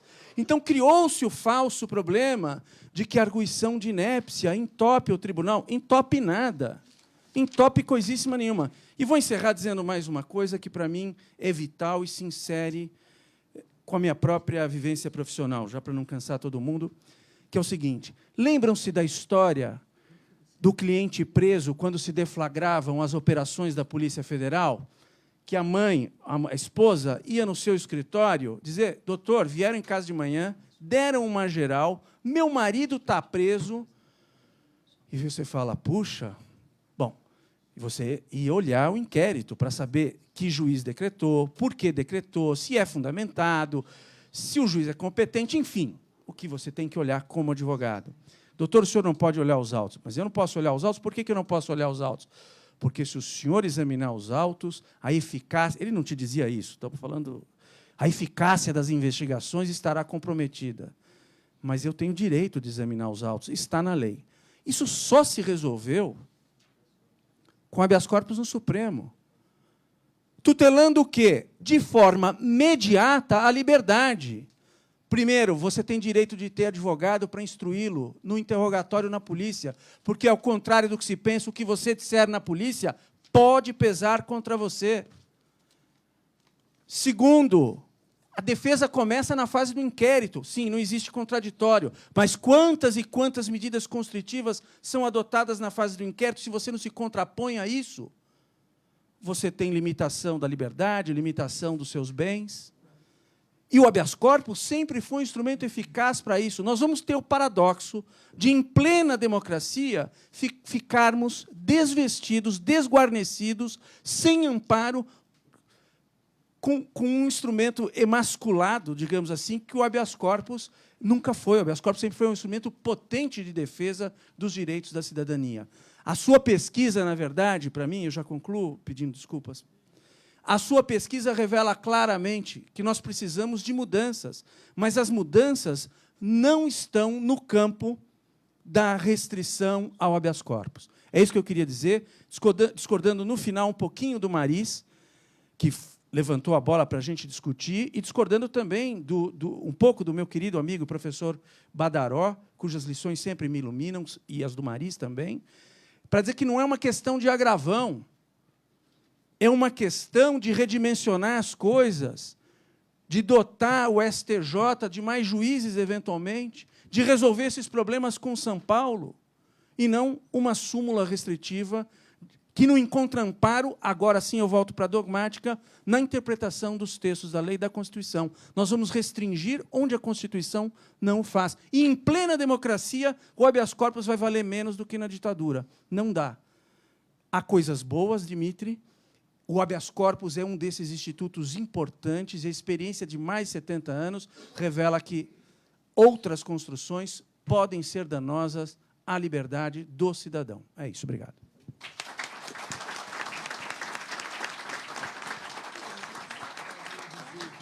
Eu queria só ponderar que o Tiago tem que sair daqui 10 minutos. Que ele... Não, ao contrário. 5h20. Eu vou falar rapidamente. Eu só queria novamente cumprimentar a primeira GV de São Paulo por abrigar isso. É sempre interessante ter, não só ler, mas ouvir o pesquisador, o Tiago, pelo trabalho incrivelmente realizado no prazo assinalado. É uma coisa incrível mesmo, a quantidade de informações. E gostaria só de pontuar duas coisas. Primeiro, que talvez as tentativas que o próprio STJ, identificando essa demanda, havia feito para tentar coibi-las, a meu sentir, primeiro uma do STJ e a outra do STF, não funcionaram. A questão da súmula 691, o fato de, no dia logo a seguir, se abrir uma exceção a 691, não impede que todos tentem impetrar habeas corpus na crença de que o seu caso é uma exceção à súmula 691. E a mesma coisa, o não conhecimento com a concessão de ofício. Isso não estanca o volume de habeas corpus. Pelo contrário, você entra com o pedido, que, na verdade, segundo o STJ, deveria ser um RHC, você entra com o HC, ele não conhece, mas ele concede de ofício. Quer dizer, as tentativas, pelo menos até agora, mostraram que os instrumentos que eles tentavam manejar foram ineficientes. E daí eu acho bastante interessante uma pesquisa que, além de ser quantitativa, e daí, no meu sentir, reforça a ideia de que, sim, na maioria, ou na grande maioria dos casos, o habeas corpus continua tutelando a questão da liberdade, isso é um dado importante da sua pesquisa, mostrar que soluções outras precisam ser encontradas. O seu trabalho traz lá as questões propositivas em relação a isso. Claro, é uma decisão dos tribunais superiores de como isso vai ser articulado. E eu tenho, na verdade, algumas dúvidas que eu não sei nem se caberiam aqui. Rápidas. Eu ia até te pedir para, se for o caso, mandar. Encaminho, porque talvez seja mais fácil e talvez possa ajudar na redação disso. E eu não quero responder de forma apressada, porque Torão me deixou com medo agora. Nada contra São Paulo, viu, pessoal? Mas eu quero voltar para casa. Bom, eu não tenho... Bom, Elô, você quer fazer um encerramento? Quer falar alguma coisa? Eu não tenho nada para falar para encerrar, a não ser para agradecer. Eu gostaria de agradecer as palavras das pessoas que estiveram aqui comigo na mesa, assim, as observações críticas e, assim, essas propostas são as mesmas desde a primeira vez que esse relatório foi colocado. Eu continuo colocando elas e não vou mudando a cada apresentação, porque, enfim, só tem que mudar no final, quando apresentar o último relatório. E não significa que de uma apresentação para outra eu não me convenço de várias coisas. Me convenço. E quando eu vejo o Maris falando uma coisa e o Torão falando outra, eu me desconvenço. Aí eu tenho que me convencer de novo e aí voltar a convencer, mas eu acho que é esse o processo mesmo. Quanto mais a gente debate, pelo menos assim, essa decisão acaba sendo uma decisão mais madura e que não é uma decisão assim, tão importante minha, né? A decisão é só de propor uma discussão. O ponto aqui é se propõe para discutir isso ou não propõe para discutir isso. Mas não tem a menor dúvida que as considerações sobre a questão de alteração legislativa que você falou, ninguém tinha falado ainda, Marta. As questões sobre reforma na parte de recursos, que de alguma maneira poderia reduzir essa litigiosidade em habeas corpus, ninguém tinha colocado. Badaró. Então, assim, por isso que esses encontros aqui, para mim, são extremamente importantes, porque, assim, com certeza, várias cabeças iluminadas pensam melhor do que uma que não é iluminada, que é o meu caso. Então, eu queria só agradecer, enfim, essa oportunidade que foi criada aqui pela minha amiga muito querida, Elô, a oportunidade de estar aqui discutindo com vocês e apresentando isso para vocês e recebendo esses inputs. Muito obrigado.